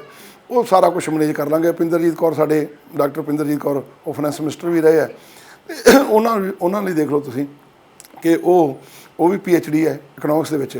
ਚਲੋ ਪਰਮਿੰਦਰ ਸਿੰਘ ਢੀਂਡਸਾ ਪਾਸੇ ਹੋ ਗਏ, ਵੱਖਰੀ ਗੱਲ ਹੈ, ਉਹ ਵੀ MBA ਸੀਗੇ, ਤੇ ਅਸੀਂ ਮੈਨੇਜ ਕਰਕੇ ਹੀ ਚਲਾਉਂਦੇ ਸੀ ਸਾਰਾ ਕੁਝ। ਹੁਣ ਸੁਖਬੀਰ ਸਿੰਘ ਬਾਦਲ ਹੈ, ਉਹ ਮੈਨੇਜ ਕਰ ਲੈਣਗੇ ਸਾਰਾ ਕੁਝ, ਕੋਈ ਚੱਕਰ ਵਾਲੀ ਗੱਲ। ਬਿਜਲੀ ਸਮਝੌਤਿਆਂ ਦੀ ਆਪਾਂ ਗੱਲ ਕਰ ਲਈਏ। ਬਿਜਲੀ ਸਮਝੌਤਿਆਂ ਨੂੰ ਲੈ ਕੇ ਅਕਾਲੀ ਦਲ ਤੇ ਕਾਂਗਰਸ ਬਹੁਤ ਇਲਜ਼ਾਮ ਲਗਾ ਰਹੀ ਹੈ ਕਿ ਇਹਨਾਂ ਦੇ ਵੱਲੋਂ ਸਮਝੌਤੇ ਕੀਤੇ ਗਏ ਸੀ, ਅਸੀਂ ਹੁਣ ਰੱਦ ਨਹੀਂ ਕਰ ਸਕਦੇ ਜੀ, ਲੋਕਾਂ ਨੂੰ ਅਸੀਂ ਬਿਜਲੀ ਸਸਤੀ ਕਿਵੇਂ ਦਈਏ। ਬਠਿੰਡੇ ਵਾਲਾ ਥਰਮਲ ਪਲਾਂਟ ਢਾਹ ਦਿੱਤਾ ਗਿਆ, ਹਾਲਾਂਕਿ ਮਨਪ੍ਰੀਤ ਸਿੰਘ ਬਾਦਲ ਨੇ ਪਹਿਲਾਂ ਕਿਹਾ ਸੀ ਕਿ ਇਹ ਥਰਮਲ ਪਲਾਂਟ ਮੈਂ ਚਲਵਾਉਂਗਾ। ਦੇਖੋ ਜੀ, ਗੱਲ ਇਹ ਹੈ ਕਿ ਇਹਨਾਂ ਦੀ ਨਿਗਾਹ ਸੀਗੀ ਉਸ ਪ੍ਰਾਪਰਟੀ ਦੇ ਉੱਤੇ। ਉਹ ਪ੍ਰਾਪਰਟੀ ਮੇਰਾ ਖਿਆਲ 3-4 ਹਜ਼ਾਰ ਕਰੋੜ ਰੁਪਏ ਦੀ ਹੋਣੀ ਹੈ, ਸ਼ਾਇਦ ਜ਼ਿਆਦਾ ਹੋਵੇ, ਸ਼ਾਇਦ ਵੀ ਕਿਸੇ ਤਰੀਕੇ ਨਾਲ ਉਹਨੂੰ ਸੇਲ ਕਰਕੇ ਤੇ ਉਹਨੂੰ ਵੀ ਵਰਤੀਏ ਕਿਸੇ ਨਾ ਕਿਸੇ ਪਾਸੇ, ਤੇ ਉਹ ਤਾਂ ਢਾਇਆ ਇਸ ਕਰਕੇ। ਜਦੋਂ ਕਿ ਅਸੀਂ ਉਹਦੇ ਉੱਤੇ ਕਾਫੀ ਪੈਸੇ ਲਾ ਕੇ ਉਹਨੂੰ ਰਿਪੇਅਰ ਕਰਾ ਲਿਆ ਸੀਗਾ, ਤੇ 2030 ਤੱਕ ਉਹਨੇ ਚੱਲਣਾ ਸੀਗਾ। 2030 ਤੱਕ ਉਹਦੀ ਮਿਆਦ ਸੀਗੀ, ਅਜੇ ਮਿਆਦ ਪਈ ਸੀ, ਉਹਦੀ 9 ਸਾਲ ਮਿਆਦ ਪਈ ਹੈ, ਤੇ ਲੇਕਿਨ ਇਹਨਾਂ ਦੀ ਨਿਗਾਹ ਟੇਢੀ ਸੀਗੀ, ਇਸ ਕਰਕੇ ਢਾਇਆ ਗਿਆ। ਹੁਣ ਬਿਜਲੀ ਸਮਝੌਤੇ 2 ਰੁਪਏ ਅਸੀਂ ਸਾਰੀਆਂ ਸਟੇਟਾਂ ਨਾਲੋਂ ਸਸਤੇ ਆ। ਸਾਡੇ ਨਾਲੋਂ ਮੱਧ ਪ੍ਰਦੇਸ਼ ਦਾ ਸਮਝੌਤਾ ਜਿਹੜਾ ਹੋਇਆ ਉਹ ਵੀ ਮਹਿੰਗਾ ਹੈ, UP ਦੇ ਜਿਹੜੇ ਹੋਏ ਉਹ ਵੀ ਮਹਿੰਗੇ ਆ। ਆਪਣੀ ਤਾਂ ਸਟੇਟ ਛੋਟੀ ਜਿਹੀ ਹੈ, ਆਪਣੇ ਥਰਮਲ ਪਲਾਂਟ ਹੀ ਸਾਰੇ 2 ਲੱਗੇ ਆ, ਤੇ ਉਹ 3 ਲੱਗੇ ਸੌਰੀ, ਤੇ ਉੱਥੇ ਤਾਂ 7-7 8-8 ਲੱਗੇ ਆ। ਸਾਡਾ 2 ਰੁਪਏ 80 ਕੇ 82 ਪੈਸੇ ਰੇਟ ਹੈ, ਤੇ ਉੱਥੇ ਤਾਂ ਸਾਡੇ ਨਾਲ 20 ਰੁਪਏ ਵੱਧ ਦਾ ਰੇਟ ਜਿਹੜਾ ਹੈਗਾ। ਇਹ ਸਭ ਜਿਹੜੀਆਂ ਹੈਗੀਆਂ ਪੋਲੀਟਿਕਸ ਚੱਲ ਰਹੀ ਹੈ ਸਾਰੀ ਜਿਹੜੀ ਹੈਗੀ। ਤੇ ਬਰਾੜ ਸਾਹਿਬ, ਮੇਰਾ ਇੱਕ ਲਾਸਟ ਸਵਾਲ ਹੈ, ਨਵਜੋਤ ਸਿੰਘ ਸਿੱਧੂ ਦੀ ਪ੍ਰਧਾਨਗੀ ਨੂੰ ਕਿਵੇਂ ਦੇਖਦੇ ਹੋ ਕਾਂਗਰਸ ਦੇ ਵਿੱਚ? ਦੇਖੋ ਜੀ, ਜਿਹੜਾ ਪ੍ਰਧਾਨ ਦਾ ਅਹੁਦਾ ਹੁੰਦਾ ਨਾ, ਬੜਾ ਸਤਿਕਾਰਯੋਗ ਹੁੰਦਾ ਹੈ। ਚਲੋ ਮੈਂ ਐਵੇਂ ਤੁਹਾਨੂੰ ਆਖਾਂ, ਮੈਂ ਕਦੇ ਕਿਸੇ ਕਨਫਰੰਟੇਸ਼ਨ ਦੇ ਵਿੱਚ ਨਹੀਂ ਪਿਆ ਗਾ। ਆਪਾਂ ਤਾਂ ਸਤਿਕਾਰ ਹੀ ਕਰਦੇ ਹਾਂ, ਚਾਹੇ ਵਿਰੋਧੀ ਧਿਰ ਦਾ ਹੋਵੇ ਬੰਦਾ, ਤੇ ਚਾਹੇ ਸਾਡੀ ਪਾਰਟੀ ਦਾ ਹੋਵੇ, ਚਾਹੇ ਸਾਡੇ ਨੂੰ ਟੁੱਟ ਕੇ ਵੀ ਗਏ ਲੀਡਰ, ਉਹਨਾਂ ਦਾ ਵੀ ਸਤਿਕਾਰ ਹੀ ਕਰਦੇ ਹਾਂ। ਮੈਂ ਤਾਂ ਕੈਪਟਨ ਸਾਹਿਬ ਦਾ ਵੀ ਕਰਦਾ, ਸਿੱਧੂ ਸਾਹਿਬ ਦਾ ਵੀ ਕਰਦਾ ਸਤਿਕਾਰ। ਪਰ ਗੱਲ ਇਹ ਹੈ ਕਿ ਜਿਹੜੇ ਸਿੱਧੂ ਸਾਹਿਬ ਹੈ, ਇੱਕ ਤਾਂ ਉਹਨਾਂ ਦਾ ਵੇ ਆਫ ਟਾਕਿੰਗ ਹੈ ਜਿਹੜਾ, ਉਹ ਪ੍ਰਧਾਨਗੀ ਵਾਲਾ ਹੈ ਨਹੀਂ ਗਾ। ਇੱਕ ਉਹਨਾਂ ਦੀ ਚਾਲ ਹੈ ਜਿਹੜੀ ਤੋਰ ਆ, ਉਹ ਪ੍ਰਧਾਨਗੀ ਵਾਲੀ ਹੈ ਨਹੀਂ ਗੀ। ਗੱਲਾਂ ਸਿੰਸੀਅਰਲੀ ਅਤੇ ਸੀਰੀਅਸਲੀ ਕਰਨੀਆਂ ਚਾਹੀਦੀਆਂ। ਹਾਸੇ ਮਖੌਲ ਦੇ ਵਿੱਚ, ਜਾਂ ਐਂ ਚੱਕ ਦੂੰਗਾ, ਐਂ ਕਰ ਦੂੰਗਾ, ਹੱਥ ਮਾਰੋ ਮੂੰਹ ਦੇ ਵਿੱਚੋਂ, ਮਤਲਬ ਥੁੱਕ ਲਾ ਕੇ ਤੁਸੀਂ ਤਾੜੀ ਮਾਰੋ, ਤਾੜੀ ਠੋਕੋ, ਬੈਟ ਚਲਾਓ, ਇਹ ਗੱਲਾਂ ਇਹ ਪ੍ਰਧਾਨ ਦੇ ਲੈਵਲ ਦੀਆਂ ਗੱਲਾਂ ਨਹੀਂ ਹੈਗੀਆਂ। ਤਾਂ 70% ਤਾਂ ਸਿੱਧੂ ਫੇਲ ਹੋ ਗਿਆ, 30% ਮਾੜਾ ਮੋਟਾ ਰਹਿੰਦਾ, ਉਹ ਹੁਣ ਇਹਨਾਂ ਦੀ ਲੜਾਈ ਚੱਲੀ ਜਾਂਦੀ ਹੈ, ਫੇਲ ਹੋ ਜਾਣਾ ਉਹਨੇ। ਤੇ ਮਨਤਾਰ ਸਿੰਘ ਬਰਾੜ ਇਹਨਾਂ ਚੋਣਾਂ ਦੇ ਲਈ ਪੂਰੀ ਤਰ੍ਹਾਂ ਤਿਆਰ ਨੇ? ਮੇਰੇ ਫਾਦਰ ਸਾਹਿਬ ਪੜ੍ਹਨ 'ਚ ਬਹੁਤ ਇੰਟੈਲੀਜੈਂਟ ਸੀਗੇ ਜੀ। ਮੇਰੇ ਫਾਦਰ ਸਾਹਿਬ ਨੇ ਯੂਨੀਵਰਸਿਟੀ 'ਚੋਂ ਲਾ ਕੀਤਾ ਸੀਗਾ, ਪੰਜਾਬ ਯੂਨੀਵਰਸਿਟੀ ਚੰਡੀਗੜ੍ਹ ਤੋਂ, ਅਤੇ ਉਹ ਪਿੱਛੋਂ ਵੀ ਪੜ੍ਹਦੇ ਰਹੇ। ਉਹਨਾਂ ਨੇ 3-4 MA ਵੀ ਕੀਤੀਆਂ, ਔਰ BT ਵੀ ਕੀਤੀ ਉਹਨਾਂ ਨੇ। ਔਰ ਉਹ ਉਹਨਾਂ ਨੇ ਯੂਨੀਵਰਸਿਟੀ 'ਚੋਂ ਲਾ ਦੇ ਵਿੱਚ ਟੌਪ ਵੀ ਕੀਤਾ ਸੀਗਾ। ਅਤੇ ਉਹਨਾਂ ਨੇ ਮੈਨੂੰ ਆਖਿਆ ਸੀ, ਕਾਕਾ ਵੀ ਜਦੋਂ ਪੇਪਰ ਹੁੰਦੇ ਆ, ਆਮ ਬੱਚੇ ਜਿਹੜੇ ਪੇਪਰਾਂ ਤੋਂ 3-2.5 ਮਹੀਨੇ ਪਹਿਲਾਂ ਪੜ੍ਹਨਾ ਚਾਲੂ ਕਰਦੇ ਆ, ਉਦੋਂ ਪਹਿਲਾਂ ਖੜਮਸਤੀ ਕਰਦੇ ਆ। ਤੁਸੀਂ ਜਦੋਂ ਪੇਪਰ ਹੁੰਦੇ ਆ, ਉਦੋਂ 15-20 ਦਿਨ ਜਿਹੜੀ ਜਿੱਥੇ ਜਾ ਕੇ ਆਉਣਾ ਜਾਇਓ, ਖੇਡਣਾ ਖੇਡ ਲਓ, ਉਦੋਂ ਬਾਅਦ ਨਾਲ ਦੀ ਨਾਲ ਆਪਦੀ ਤਿਆਰੀ ਕਰ ਦਿਓ, ਤੁਸੀਂ ਕਦੇ ਫੇਲ ਨਹੀਂ ਹੋ ਸਕਦੇਗੇ। ਇਸ ਕਰਕੇ ਮੈਂ ਤਾਂ ਜਦੋਂ ਇਲੈਕਸ਼ਨ ਹੁੰਦੀ ਹੈ, 15-20 ਦਿਨ ਆਰਾਮ ਕਰ ਲਈਏ, ਉਦੋਂ ਬਾਅਦ ਆਪਦਾ ਕੰਮ ਨਾਲ ਦੀ ਨਾਲ ਫਿਰ ਸਟਾਰਟ ਕਰ ਦਈਦਾ। ਮੇਰੀ ਸਾਰੇ ਲੀਡਰਾਂ ਨਾਲੋਂ ਸਭ ਤੋਂ ਵੱਧ ਹਾਜ਼ਰੀ ਹੈ ਜਿਹੜੀ ਮੇਰੀ ਹਲਕੇ ਦੇ ਵਿੱਚ ਹੋਊਗੀ, ਤੁਸੀਂ ਚੈੱਕ ਕਰ ਲਓ ਸ਼ੁਰੂ ਤੋਂ ਲੈ ਕੇ ਹੁਣ ਤੱਕ। ਨਹੀਂ, ਅਸੀਂ ਲੋਕਾਂ ਦੇ ਨਾਲ ਗੱਲਬਾਤ ਕੀਤੀ, ਉਹਨਾਂ ਨੇ ਦੱਸਿਆ ਕਿ ਤੁਸੀਂ ਲੋਕਾਂ ਦੇ ਵਿੱਚ ਜਾਂਦੇ ਹੋ, ਵਿਚਰਦੇ ਹੋ, ਹਰ ਦੁੱਖ ਸੁੱਖ ਦੇ ਵਿੱਚ ਨਾਲ ਖੜਦੇ ਹੋ। ਬਹੁਤ ਬਹੁਤ ਧੰਨਵਾਦ ਤੁਹਾਡਾ, ਤੁਸੀਂ ਸਾਡੇ ਨਾਲ ਜੁੜੇ। ਤੇ ਇਹ ਸਨ ਹਲਕਾ ਕੋਟਕਪੂਰਾ ਤੋਂ ਉਮੀਦਵਾਰ ਮਨਤਾਰ ਸਿੰਘ ਬਰਾੜ, ਜੋ ਪਹਿਲੋਂ 5 ਚੋਣਾਂ ਲੜ ਚੁੱਕੇ ਨੇ। ਉਹਨਾਂ ਦੀ 6ਵੀਂ ਚੋਣ ਹੋਏਗੀ, ਤੇ ਬਰਾੜ ਸਾਹਿਬ ਆਪਣੇ ਇਹਨਾਂ ਚੋਣਾਂ ਨੂੰ ਲੈ ਕੇ ਪੂਰੀ ਤਰ੍ਹਾਂ ਦੇ ਨਾਲ ਤਿਆਰੀ ਦੇ ਵਿੱਚ ਨੇ। ਟਫ ਫਾਈਟ ਹੋਏਗੀ ਤੇ ਮੁਕਾਬਲਾ ਟੱਕਰ ਦਾ ਇਸ ਵਾਰ ਹੋਏਗਾ। ਹੁਣ ਦੇਖਣਾ ਇਹ ਵੀ ਦਿਲਚਸਪ ਹੋਏਗਾ ਕਿ ਜਿੰਨੀ ਫਾਈਟ ਦਿਲਚਸਪ ਹੋਏਗੀ, ਉਹਨਾਂ ਨਤੀਜਾ ਵੀ ਦਿਲਚਸਪ ਹੋਏਗਾ ਕਿ ਜਨਤਾ ਫਤਵਾ ਕਿਸ ਨੂੰ ਦਿੰਦੀ ਹੈ। ਕੈਮਰਾਮੈਨ ਪਰਵਿੰਦਰ ਦੇ ਨਾਲ ਮੈਂ ਜਸਮੀਤ ਕੌਰ, ਡੇਲੀ ਪੋਸਟ ਪੰਜਾਬੀ, ਕੋਟਕਪੂਰਾ।